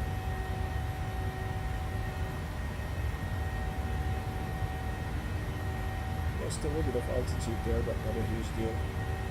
Trying to manage the turn, and there we go. I think this will be enough to get us on the flight plan path, and we can actively, safely go ahead and engage the autopilot. Autopilot engaged. We are waiting for the transition altitude of 7,500. Leaving South Africa, or Cape Town. Mark is down below, he's also en route.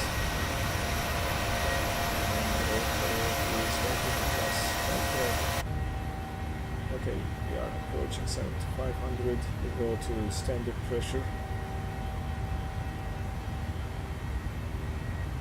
Standard pressure set. We'll turn the traffic on, increase the range, and clean up the aircraft.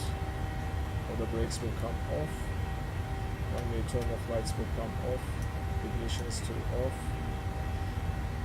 Transponder TI array confirmed. That is pretty much it. APU is off. Landing lights, we are about to pass 10,000. We can turn them off too. And seatbelt signs will go to auto.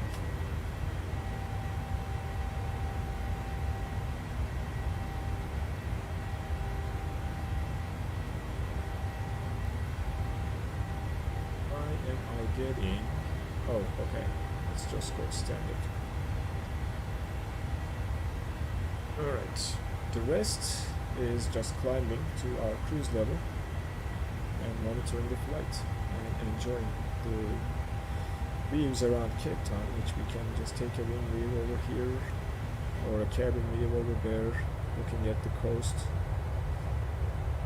Nice. Good scenery. I saw you just a second ago, but you might be in front. Below and in front. Yep, right there, at 5,000. I'm having a little fun over the mountains here. They're just barely 6,000 feet. The mountain range is looking nice.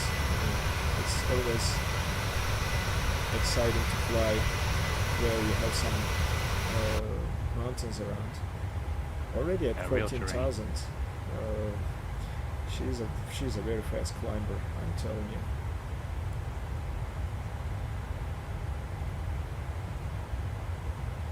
everything is looking okay now. Flaps are in, right? Yep. Flaps are in, speed brakes are in.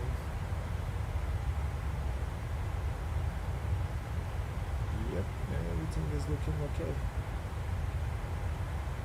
I didn't forget anything. And their EFB is coming, so we will hopefully have a checklist for 737 created by PMDG. We can get rid of the terrain now and put the waypoint information. No, we put the data, and then weather, it's not working, so let's not worry about it. Hopefully when the sim update 10 comes around, weather radar will work, but we'll just put the weather and traffic just in case. 17,000 and climb it.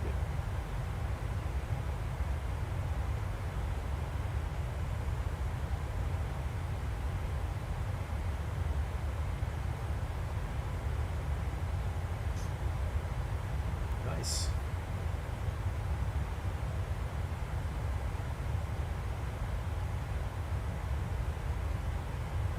Looks like we have some winds around our route, so the aircraft is a little bit seeing a little bit of turbulence, but all in all we're fine. Alright, we will keep the progress page here, and we will come over here and do the climb page for now. Return, menu, FMC, climb. There we go, that's our climb page.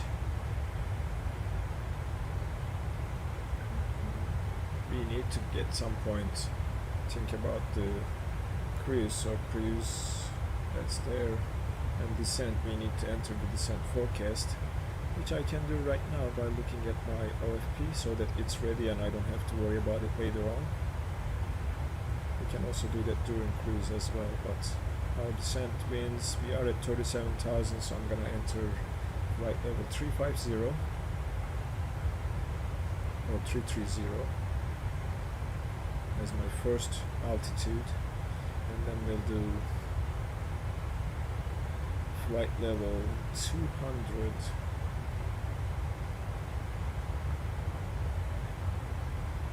and flight level 100 for the wind information. So at 330, 305 at 56 knots. That's first one here.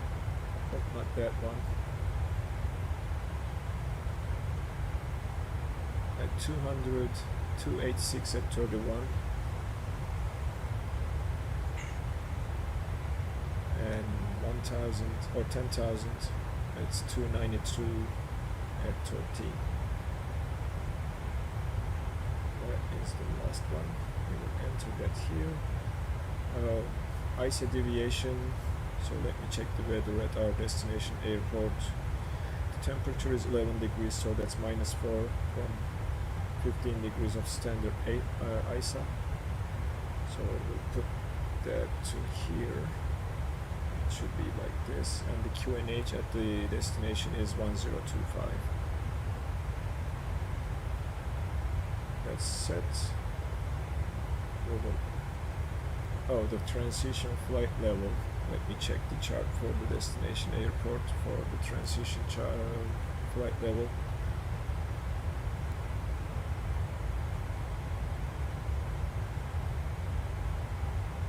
Let's see if I get the transition flight level somewhere on any of the charts here. Airport chart, animation. Where is it? No, that's not there.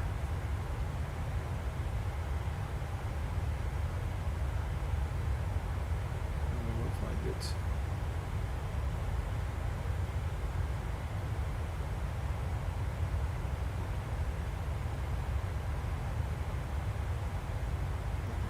No idea, there are no. Okay, let's see here. This chart should have transition flight level.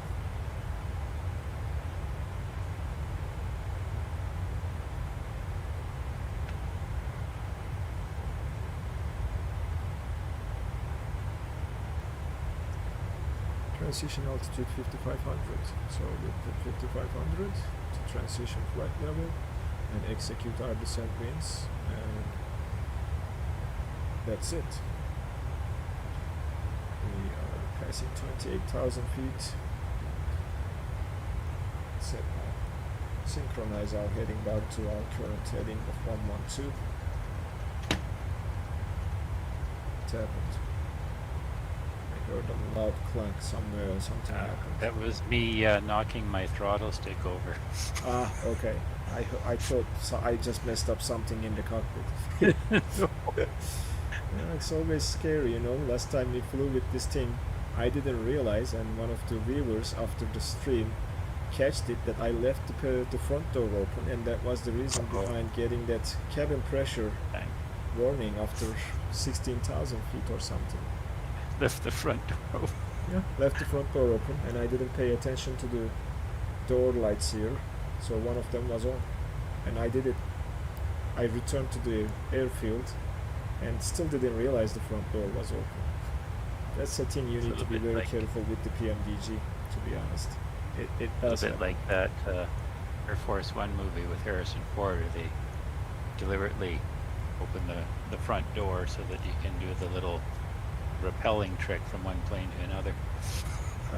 Well, I think those are like a little bit over-exaggerated movie scenes. That's quite not possible at a certain altitude, right? When you open the doors, you're just compromising the integrity of the aircraft. Well, yeah, there's that, but they were under 10,000 feet, I think, when they did that. Ah, okay. But still. That makes sense, yeah. Still. Right, it's probably an integrity issue anyway. Right? I mean, I don't know. What's the ceiling that you can still go without pressurizing the cabin? I mean, you have to have masks on, that's for sure. But like airframe integrity, I don't know if there's something. 10,000. 10,000 I've flown at in a non-pressurized aircraft for some times. Oh, really? Yeah. Yeah. It was actually in a helicopter. Yeah. Okay. I mean, I think below 12,000, it's okay not to be pressurized, but above 12 or 15, you need to have a pressurized cabin to maintain the integrity of the airframe. I believe that's what the purpose is. Also, the oxygen levels are too low, so you don't want any air getting into your cabin from outside. Well, our pilot was taking it up that high deliberately to see how many passengers would fall asleep, and most of them did. There was this little meme flying around Instagram and Facebook about like a pilot making an announcement to the passenger saying, if you look to the right, you will see flight 19 or 82. I think he's challenging us to a race, so I already turned the seatbelt signs on. Buckle up. That is not probably quite possible, and you might get fired if you do something like that, right? This is just a fire crew. They can treat you poorly if they want to. Oh, that's true. Okay, what else I need to do? Let's go to the fix page. I need to enter some fix because we don't have a given star. So I need to be able to gauge where I need to start configuring the aircraft. We are landing to runway 26. So we will set a ring around runway 26. First one being 10 miles out. I need to do /10. That's the altitude call. We'll do a 25-mile ring, and we'll do how much we need to descend to do the ILS to runway 26. Let me just take a look at the approach chart here. 1500. Wow, that's 35,500 difference. So that's 105 miles out to 125-mile ring for the top of descent, which will be calculated by the aircraft, but that's a secondary measure that I'm keeping here. Alright, those are the wings, and we see a 210 flight speed restriction and 1500 for the approach, and 3000 and above at our transition. You also have a Port Elizabeth VOR 112.9er. It might be a good idea to tune that into our standby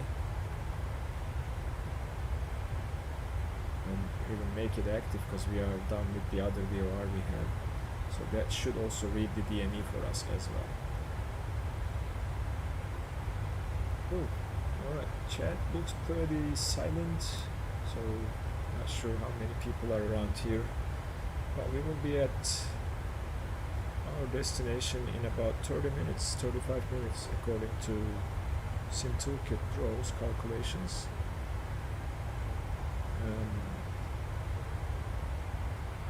Oh, shoot, I need to keep the ILS frequency on standby too, which is 109.5 on the NAV radios. So 109.5 for the ILS. Decimal 5 is there. We can also use secondary nav radio for ILS to get that information if we can. Here. And our final approach course is 266, which I have no problem setting right now. And both course selectors, just to get ready for the approach, because these are the things that freaks me when I'm too close, because I'm losing time and I don't have enough to get that information. Decimal 9, where that is coming from. Oh, that's not correct though. 112.9 is the frequency that I'm looking for. Let's see when we are going to start reading the DME from our destination airport.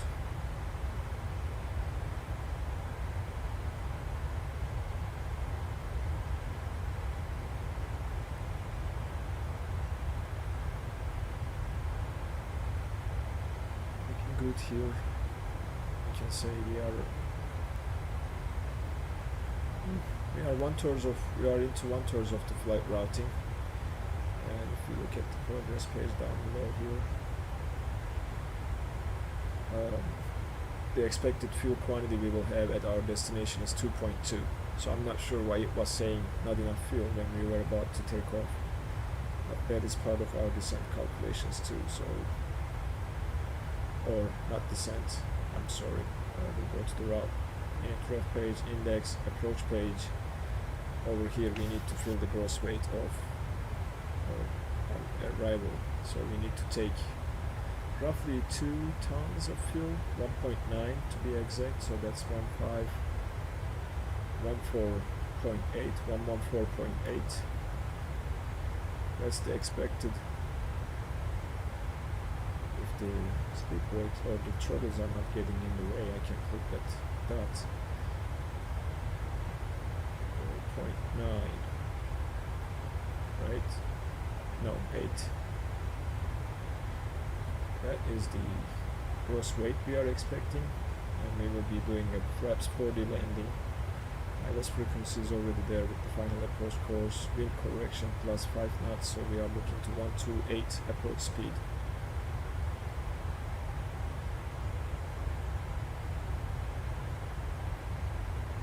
Nice. The rest is just watching. Enjoying the flight. Just passed through Overberg Air Force Base now. Did you pass through that? Yeah, I passed right over it, so I'm following the coast now. That's the most direct way back. Nice. Nice. Wanted to see the scenery a bit there. I'm at 37,000. Right, that's nice. Yeah, I can At see least you you off found to an my. interesting place to see. That's great. Yeah, yeah. You're at my 10 o'clock right now. Let's check the pressurization panel. It's looking good. Some lights to the overhead panel. Lights are looking okay. Yep, we're good. Generator 1. You have a 57 knot tailwind here. Yeah, That's Pretty what I'm seeing considerable. too. 56, roughly. Yeah. 56, coming from 325. That's a strong Yeah. tailwind. We might be Yeah. getting a little bit more speed and flying a little bit more efficiently with that tailwind. 18:30. I'm 26 minutes out from Cape Town, I think. Oh no, You're that's just probably our next. faster than I am. I'm 32 minutes out. So Yeah. that, are you flying the CJ4? It's the longitude. It's a little Longitude. faster. That's that a little bit faster. It's probably faster than a Boeing 737. Yeah. I'm assuming. I'm ground speed 521 knots, so really booting. Wow. My ground speed Thanks is to the tailwind. 468, so you are faster than I am. Yeah. I could Cool, go though. faster, but I get tired of listening to the overspeed warning. Yeah, right? I wouldn't be redlining the engines if I went a bit faster here. I just get the overspeed warning all the time. I see. I guess I'm redlining the airframe though. I don't know. Yeah, that's not good, right? Yeah. All right. Well, this turns out to be a very cool, silent flight. Not too much going on in chat, so I'm gonna enjoy the flight. If you have any questions or watching, please feel free to ask those. Otherwise, I will be probably speaking less, but enjoying the flight.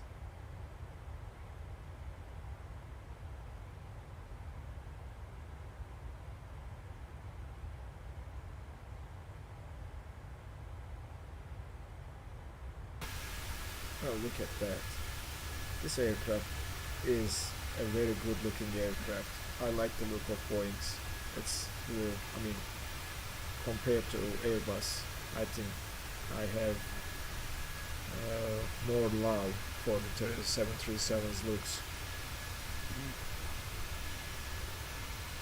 They fly them a lot around here. Yeah, right? I mean, oh, John is here, so he says he's just enjoying the stream. Okay, thanks, John. So yeah, I mean, let's just find something to talk about. We have a little bit of more cruise left in our flight. I'm really excited about November when the 40th year anniversary comes around, because we'll be getting 3 planes. One of them is the one that I was waiting, the DC-3, and the other one is the Airbus A319 from Inibuild, coming for free, I believe, if I'm not mistaken. That's really nice to know that the platform is still growing and Microsoft is doing some special things when we hit certain milestones. Flown as a passenger in both those planes. Yeah? Yeah, including the DC-3, which was interesting. Wow. Back in the 1980s. Wow. Not sure how many are around now. Right? Yeah. I mean, I like those type of aircrafts. I think we need to fly with the DC-6 in one of the live streams in the future for a maybe short distance flight around South Africa. And Sure. PMDG made an announcement, I think yesterday or today, that the 737's 800 variant will be landing into Microsoft Flight Simulator before August 31st, like in about 2 weeks, or less than 2 weeks, a week roughly. Yeah, our local airline here, WestJet, that was their main 737 since their inception. They kind of modeled after the Southern, whatever company it is down there in I'm Texas. curious to see if it's going to come with the tablet, and I'm not sure in a future update they will also animate the cockpit windows so that you can open and close them. I'm not sure if it's gonna happen. I'm gonna wait and see for 800, because I was looking to see 800 and 900 and make a decision, so we'll see. I don't leave those open. Yeah, don't leave the windows open, right? If the air conditioning fails, right? Yep. Helicopters don't have air conditioning, so they do leave the windows open, but they're not going so fast. How cold is the passenger cabin? Okay, 70 degrees Fahrenheit looks like. It's a comfortable temperature, I guess.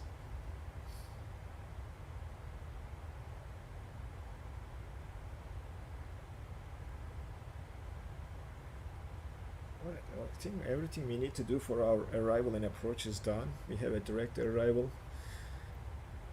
Legs page is looking okay. So it's after the next waypoint, Oxet. It's going to fly directly to the airport. And at some point we need to think about, you know, configuring the aircraft and switching to the localizer to intercept the localizer for the runway. And then we will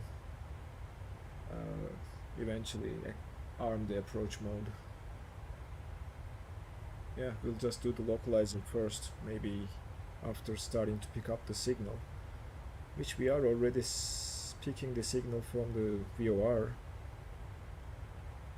and it's saying 19 miles. No way. I'm gonna double check. Oh no, that's not true. Yep, we shouldn't be picking up any signal from the ILS just yet. We have a long way to go. That must be a different airport using the same frequency, but we have 100 what? You seem to have changed positions. You were at my 10 o'clock and now you're at my about my 4 o'clock. What? Yeah, you're way over the ocean.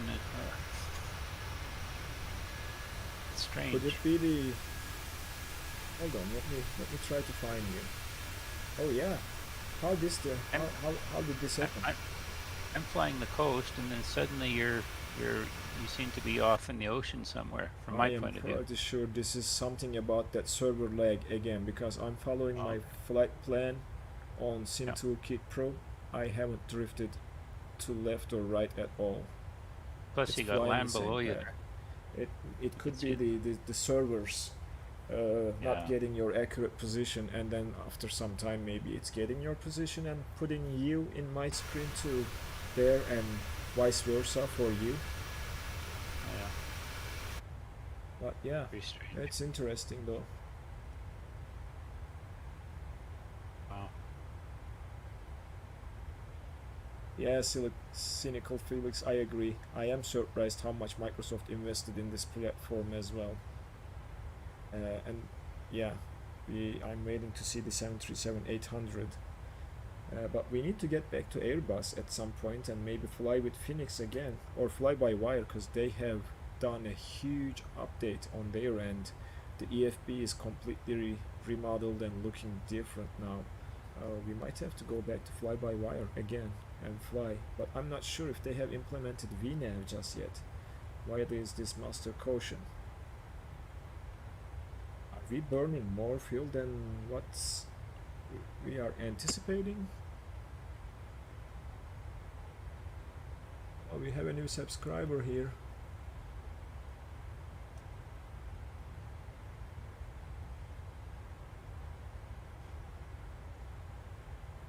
Looks like my SimBrief profile folder's aircraft might be wrong. Jean Patrice has subscribed, but we are running low on fuel. That's what the aircraft is telling. We still might be fine. I'm not sure, but if we get too low and run into issues with fuel, I think what we can do is to go to menu and fuel and add a little bit of fuel too. But we have 3 tons right now, and expected fuel at our destination is 2.2. I don't know if there is a like lowest end of like this much fuel needs to be in the tanks when you land type of deal. I don't know those rules, but I think you need to be able to have enough fuel to get to your alternate in real life if you are not going to be able to land. So that's my 125-mile ring, and that's our top of descent. That looks like we are We are good with the calculation. I added extra 10 miles, so that explains maybe why there is a difference between these two, or the wind might be changing it. But I like to keep it there for reference. Yeah, I'll monitor the fuel. If we get too low, the only option I have is to cheat right at this point. Looks like we needed a little bit more. I have to double check the sim brief profile for this aircraft and how much fuel we really needed for this flight.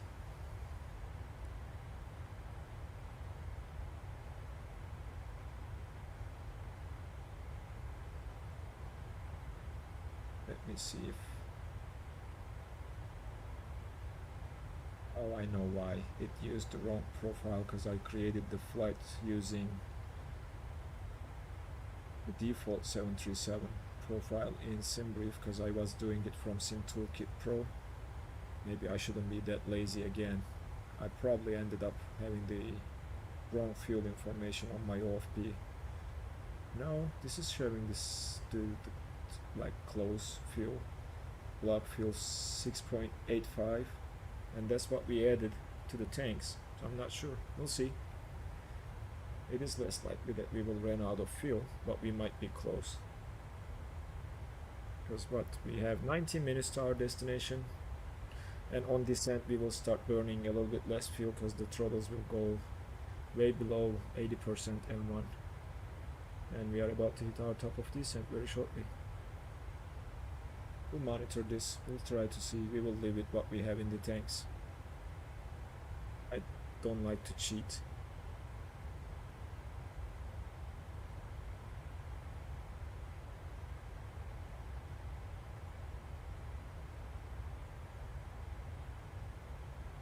Let's see.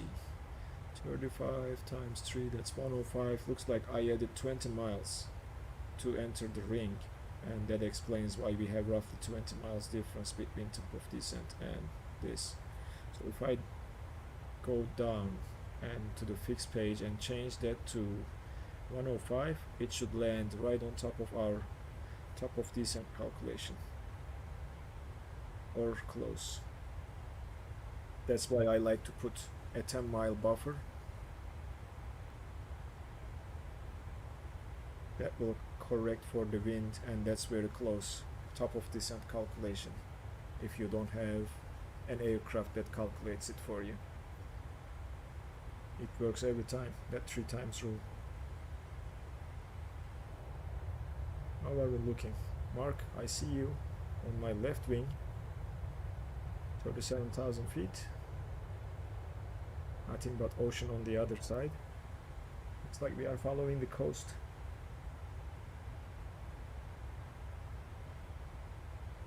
Descent is closing. I'm gonna drop to 40-mile range, and eventually we'll go down to 2010 and use the tent for landing.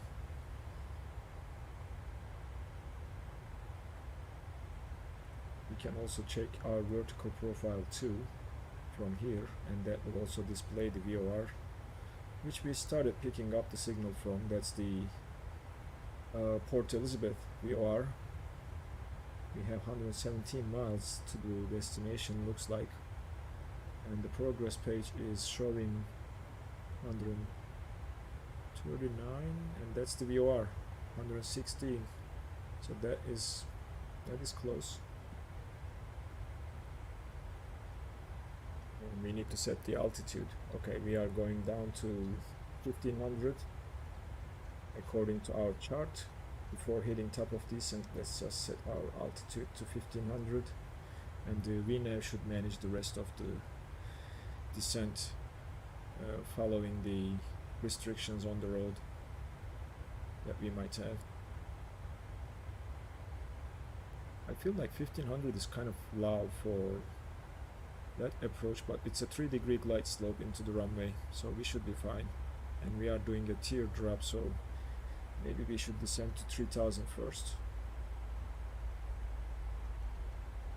Stay at 3000 until we do the teardrop, and then we will descend more. Oh, we already started the descent. How nice. we are looking at our deviation from our VNav path. Oops, that's not I meant. If we get closer to here, that is your deviation indicator. So if the diamond is above, that means you are below. If it's below, that means you are above the VNav path. That's what it's trying to display on that screen. Then that piece of information is what it is. Alright, we started to burn less fuel because we are almost down to 45%. We should be burning less fuel and we should be okay when it comes to fuel at our destination. Where's our heading bug? Are we on the correct heading? Yep.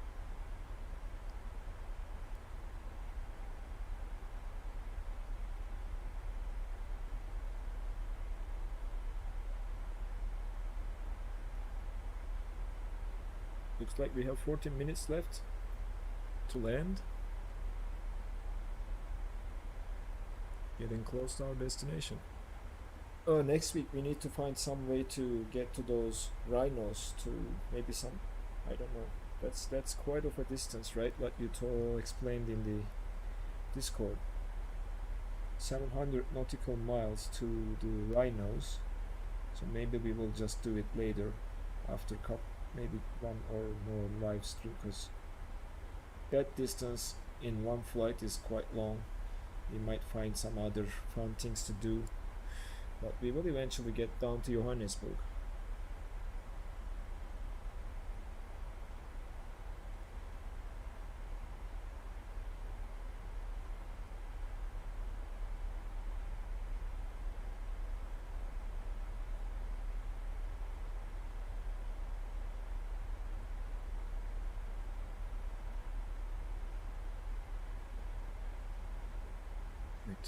All is looking good here. We are on profile. Just watching the aircraft. We can put the airport information, just so we see the airports around us too. But it has been a very nice, calm flight so far. In the 737 we didn't run into the issues that we had last time we used this aircraft. It's been 43 minutes since we took off from the runway. So this flight is about 55 minutes and we have 13 minutes to go, so that also checks out.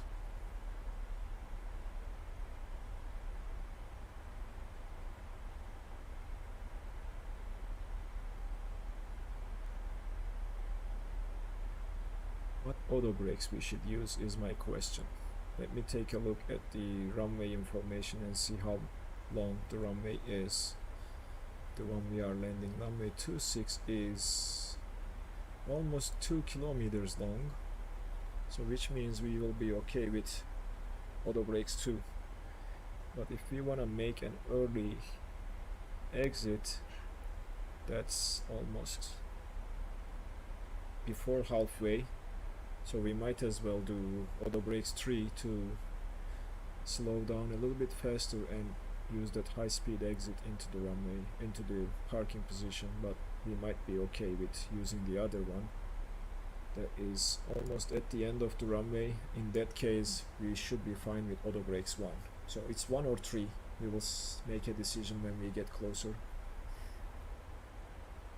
and hopefully when the EFP arrives we will have some landing and takeoff calculators in there too for us to use to calculate our speeds. Hopefully the FMC does it, but it's nice to have a landing calculator at least in the EFP. Right, about to pass below 10 is 27,000. Reduce the throttles to 39%. Looks like we are going to be okay on the fuel side of things. Even if we have low fuel on the tanks, we should be fine.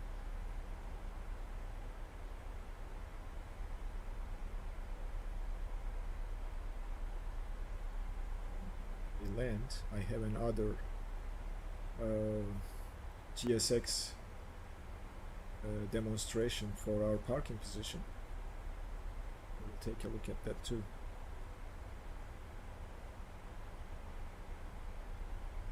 If it doesn't crash.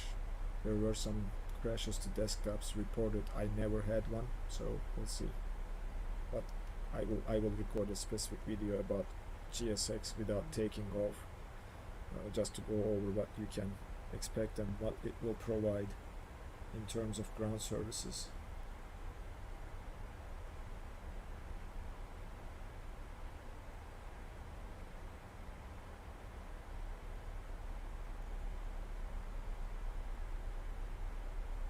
miles. We are very close.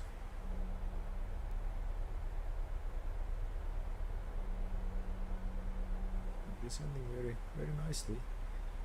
Wind information, we still have the tailwind, so we might be landing with tailwind, if that's no, we are not landing with tailwind, we are landing with headwind, because runway 26 is the opposite direction, so it's like almost 180 degrees opposite of what we see here.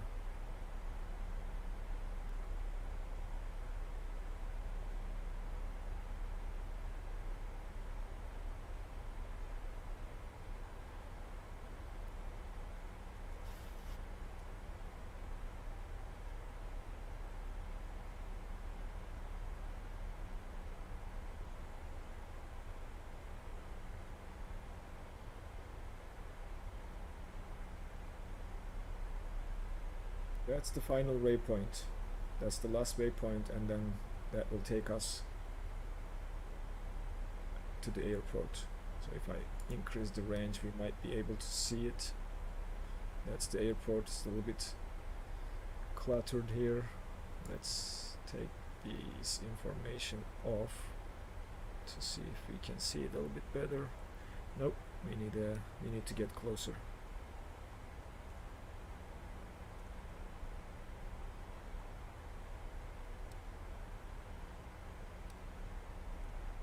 Get closer. But airport is somewhere there in the distance. Actually, around that second horn we see in front of us is where the airport is located. That's our 25-mile ring right there, and 10-mile ring, so we need to configure the aircraft at the 10-mile ring to get ready for landing. That's our 10-mile final.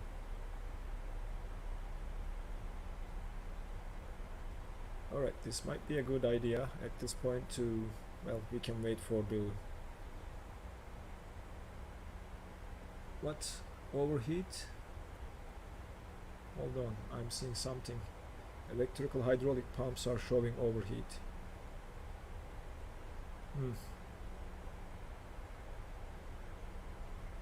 I don't know what's the non-standard checklist for taking care of this. The pumps are overheated. We have the engine pumps, but I'm not sure if this can be turned off. Interesting. I have to look it up. It doesn't trigger a master caution, so I think it is okay, maybe. I have to look it up to see what you do when you have overheat warning for the hydraulic pumps.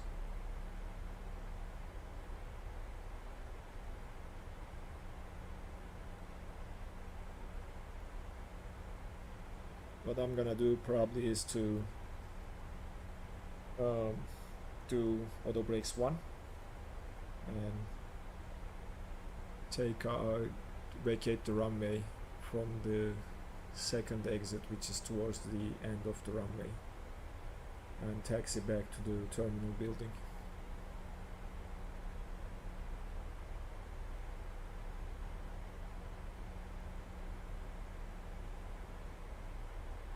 Let's set the auto brakes to 1. Leave it there for now. We will arm the speed brakes when we get closer and start tinking the flaps. Those are the rings. This 10-mile ring we are looking to get to the other side of that ring, because that's where we are going to execute our approach, so we should be coming from that side.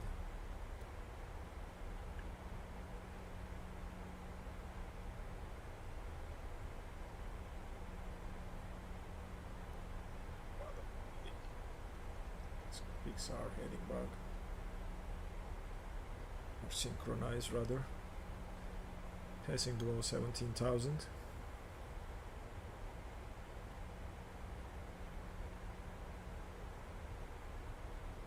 Alright, I will set us for 1500, and the VNAV should take care of that descent and respect the altitude restriction.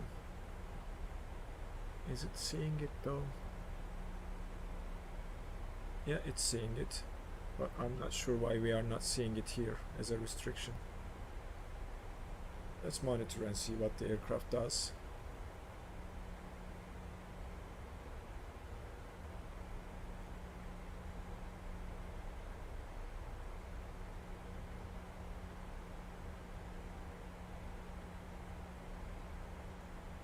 Hopefully we will have enough fuel to taxi.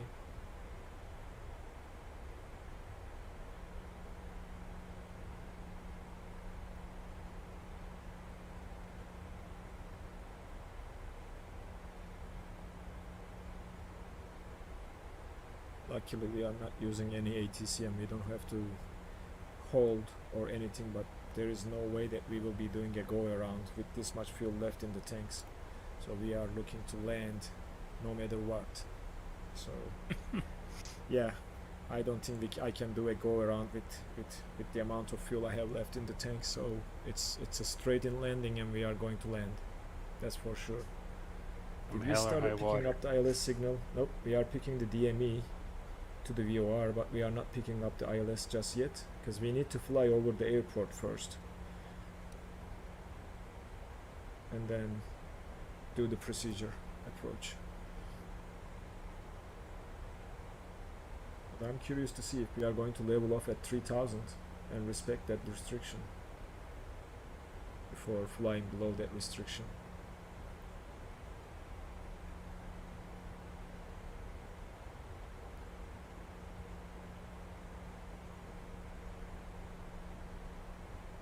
And we have a speed restriction too, that is what, 210? Yep. Yeah, 210 restriction.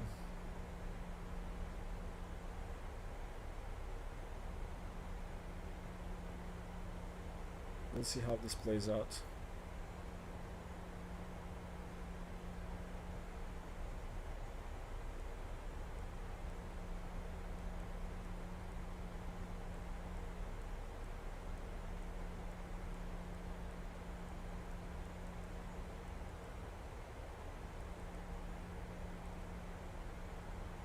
Check this there to see if I can make use of that. At 5500 we will switch to the local pressure, the weather at our destination. Let me see. QNH is, when we departed it was 1015, 1025. I need to get the most current METAR information. See if it has changed. No, it's still 1025, so we will set our pressure to 1025 and that will be on standby, coming up down to 10,000.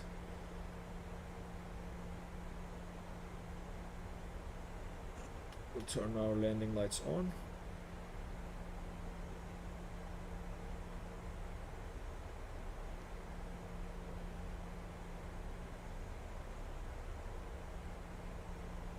That's the airport right here. We will fly over that.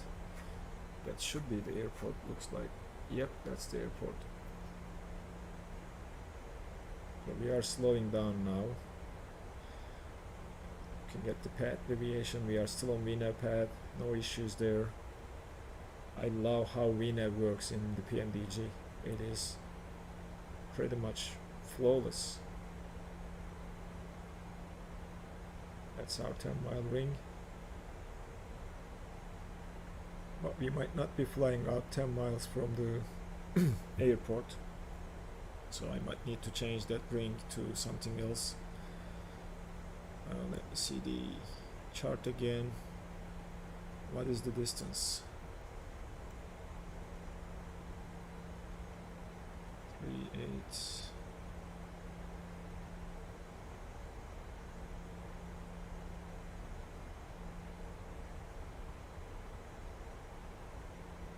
We'll do a procedure turn that is 8 miles.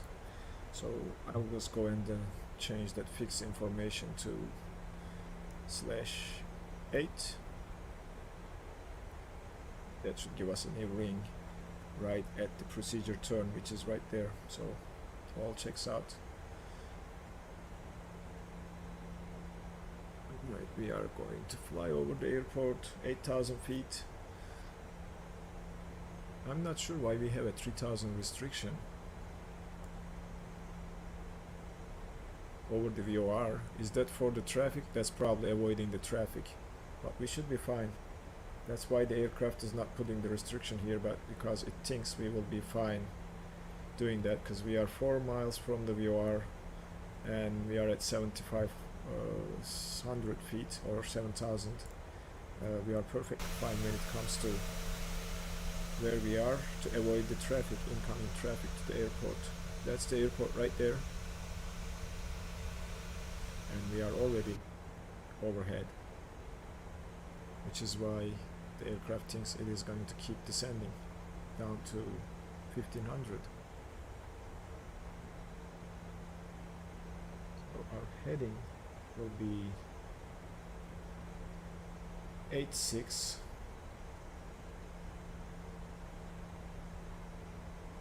When we make that turn towards the procedure turn, the aircraft should turn to heading 086. Follow that heading until the procedure turn and slow down. Remember that 210.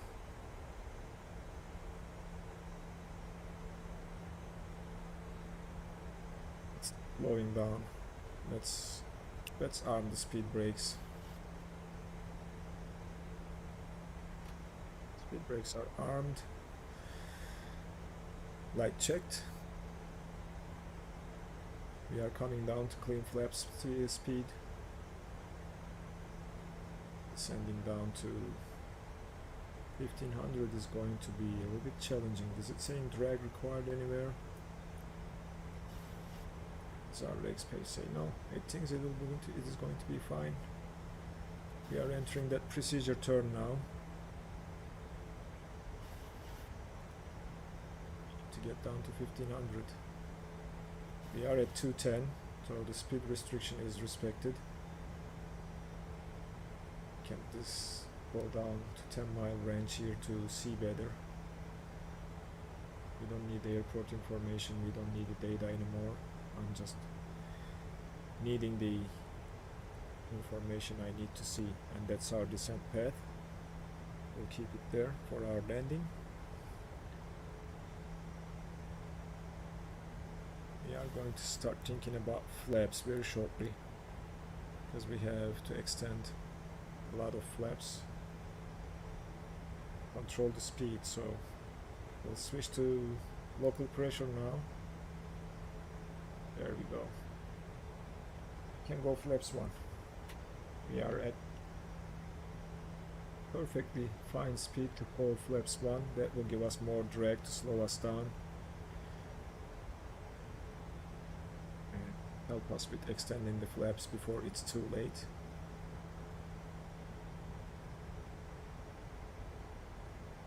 Drag required.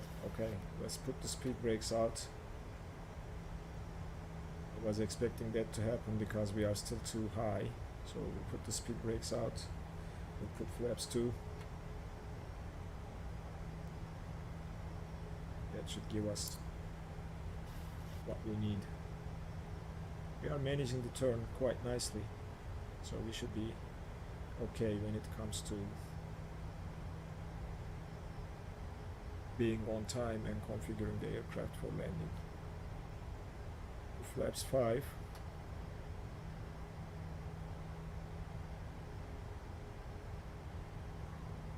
are catching up to the descent path a little bit. Putting the speed brakes in and arming them again.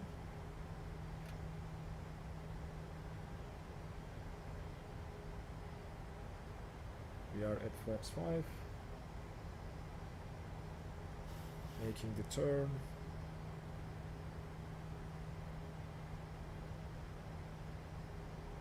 Flaps 10. That should give us what we need to descend on time. Alright, did we started reading the ILS signal? Yeah, looks like we did. After making that second turn, we will activate the approach mode or arm the approach mode. Or we can do it right now. We are going to catch up to it. We are speeding up a little bit, so let's put the speed brakes out. I don't want the speed creeping up. That's the airport right in front of us.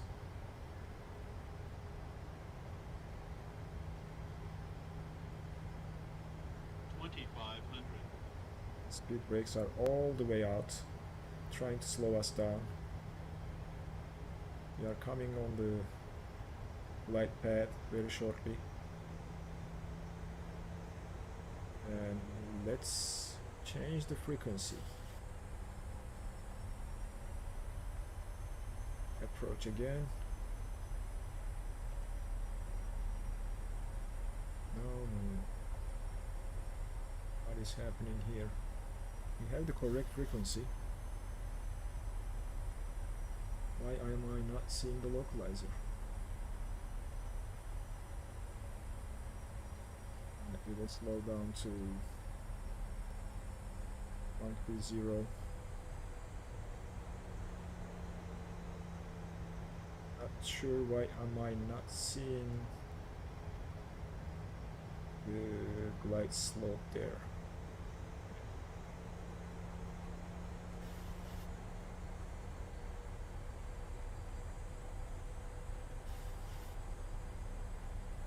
Frequencies are looking okay, but looks like we are not able to activate anything, so we will stick to this and try to land. Let's keep going with the flaps. Landing gear is coming down. That's what that warning is about. We started descending. That horn should silence when the gear is down.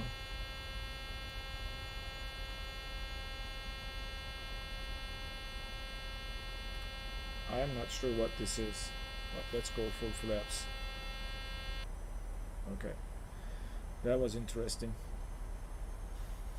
Alright, looks like we are on path, but it's just not doing a localizer approach. It's doing an RNAV approach for some reason. Did I select RNAV approach for some reason? I don't think I did. Our approach page showed the localizer frequency, so I'm not sure what's happening there, but we will continue like this. We haven't set the minimums, but we will just do barometric radio minimums of 200 because we are too late to set the barometric minimum at this point. So we'll just go radio minimums 200. Go. Autopilot disconnected my plane now. I'm trying to maintain the center line and keep the nose down. Get back on runway path. Oh, we are high now. Should be okay though. Getting back on profile. 400. Alright. 300. Approaching. Watching you come in. I'm still coming in a little bit high. We are going to float. Sync rate. Okay, we're good now. Sync rate. Yep, we are good. Looks good.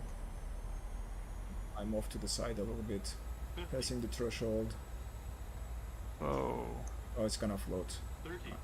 The wheels down. 20. 10. Alright, wheels are down, but we are bouncing for some reason. with the speed brakes engaged, and reverters are coming in now. Oh, I did the same mistake again. I touched the throttles for the cutoff. Oh shoot, my bad. Well, we'll do this. We'll just turn here.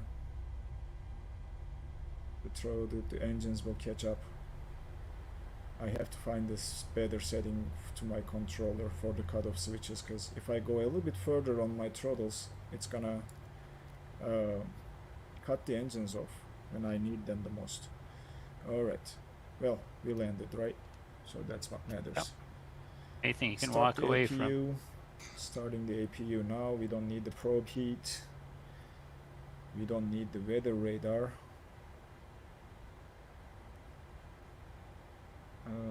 Transponder goes back to standby here. That goes away. We'll bring the page for the engines. Now we are good.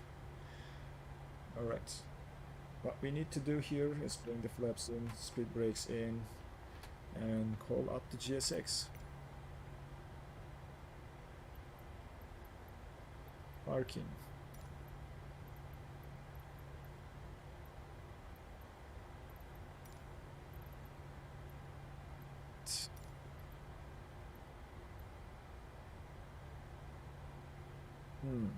We'll see. It says too small, but this is our only option.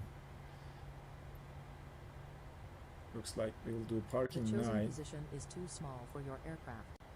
Yeah, I know. Just send me the follow me car. While we are waiting here, let's just turn off the landing lights, put the taxi lights on. APU is available, so let's put the APU generators on the bus. No. APU was not online. That's interesting. Well, okay. We are having some weird issues here. I swear it says APU generator available, but not sure why it's not putting the generators on bus. We'll continue like this. Okay, follow me car, estimated arrival 16 seconds, and there he is. So now he's gonna turn around and take us to the parking position. Hopefully. There he is.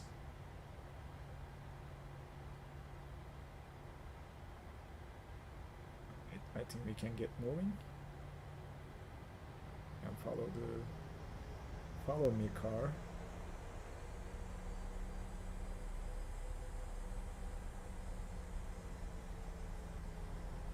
Into the parking position. This is kind of cool though, especially when landing and you don't have ATC assigning you a gate. This makes it a little bit more realistic to have a follow me car to take you to the proper gate that you are going to be parking. Right? Otherwise it's always guesswork and finding the first available spot and saying, oh, I'm gonna park here.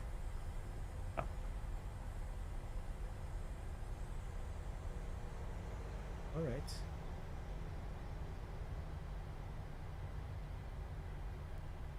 We are taxiing. I'm gonna put the strobes off. APU bleed to on, and we'll try the generators when we are at the gate, because I'm not gonna risk losing the engines. We don't need the flight directors anymore, we can turn them off. And auto brakes, we can switch them off too.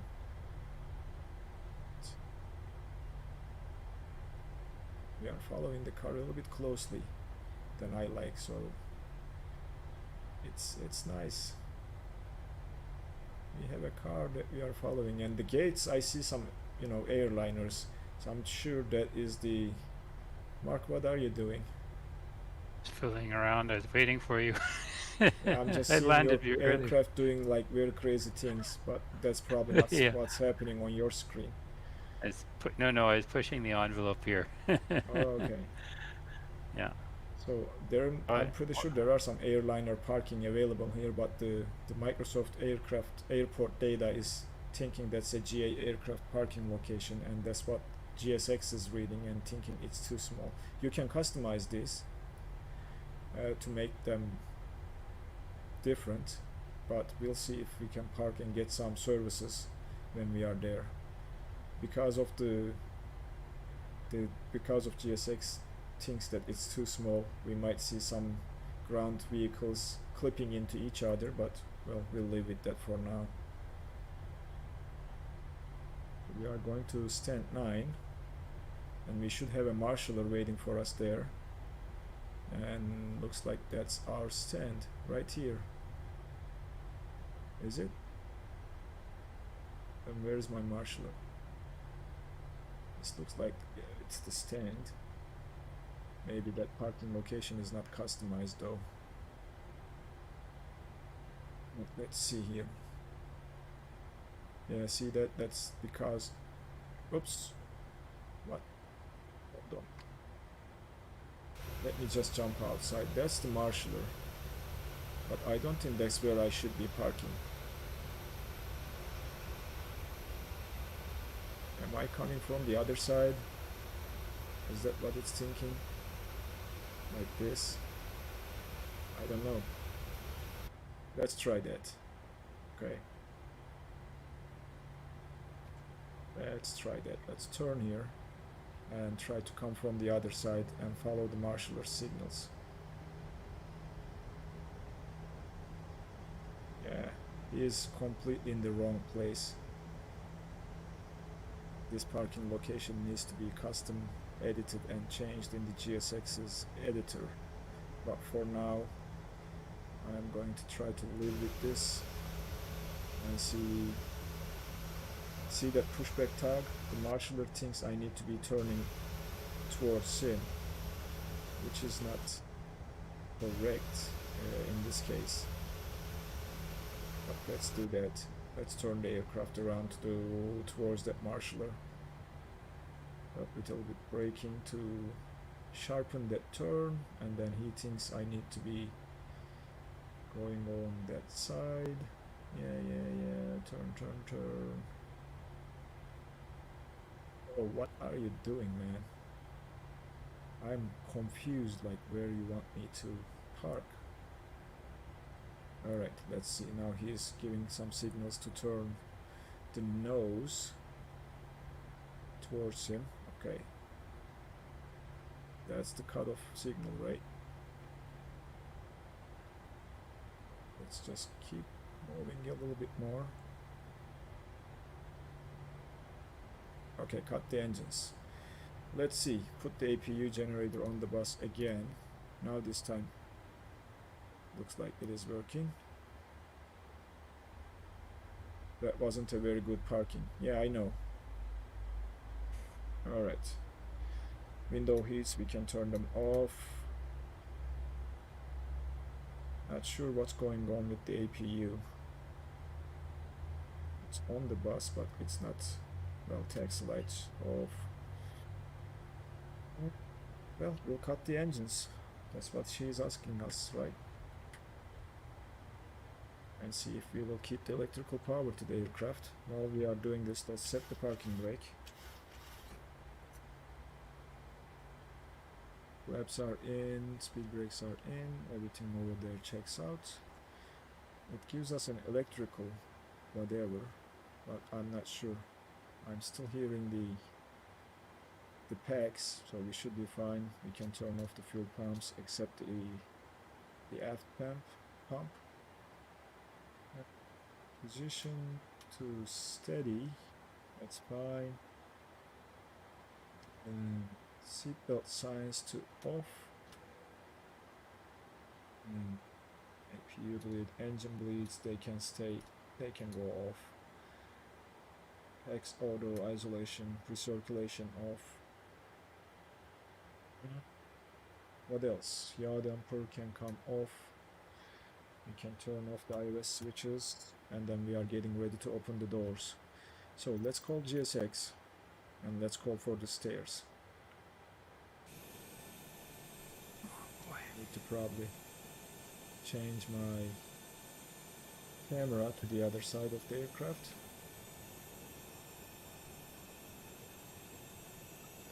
bit, and let's call GSX again. This parking is too small for your aircraft. Yeah, I know. Just operate the stairs, please.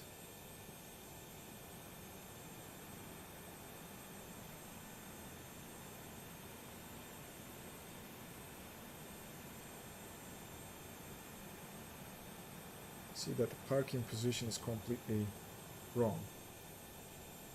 Let's see if this is going to automatically open the doors or not. And we are about to end the stream, guys. Just looking at the deboarding with the GFX. Well, that's what I'm trying to do.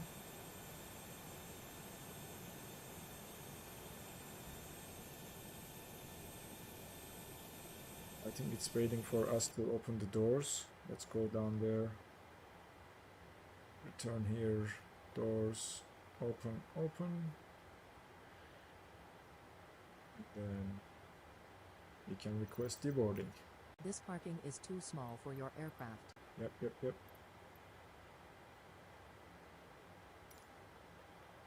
The boarding requested. Passenger's bus is coming. Alright, we requested deboarding now. Let's take a look. The bus is coming. I see it. And the baggage carts are driving up too. Let's keep this view so that we can see both sides.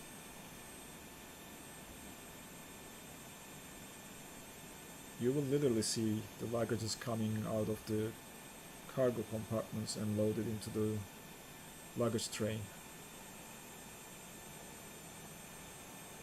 So that's the passenger bus. Did a 3-seat 180. You will see the baggages coming down from here. There is one down there, and he is picking them up and placing them on the cart. The passengers will be leaving the aircraft shortly. We will see them here. He is loading the baggages, as you see over here too. And if you want to do a turnaround, you can call the fuel truck. And then that's our flight attendant waiting at the door, and we should see the passengers exiting the aircraft very shortly.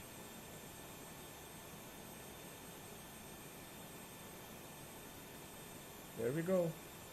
Our first passenger is out. And they keep coming out. And they will go and get into the bus and leave the aircraft.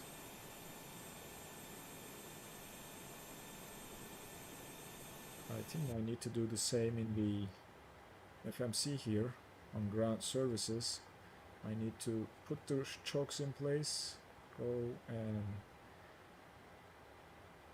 put the passenger count to 0 and deplane start. So these two things you need to do separately. But those are the passengers leaving the aircraft. Alright guys, I think this is going to be it for today's stream. John B, thank you for being here. Mark, thanks for joining and flying with me. Cynical Felix, again congratulations for winning the XA42. And Yaniv, if you are still watching, thanks for the giveaway and providing free copy for the channel members. Thank you very much. And I'll be seeing you guys in the next stream. Okay. We go to the Rhino Park. Yep, we'll try, yes. The fun.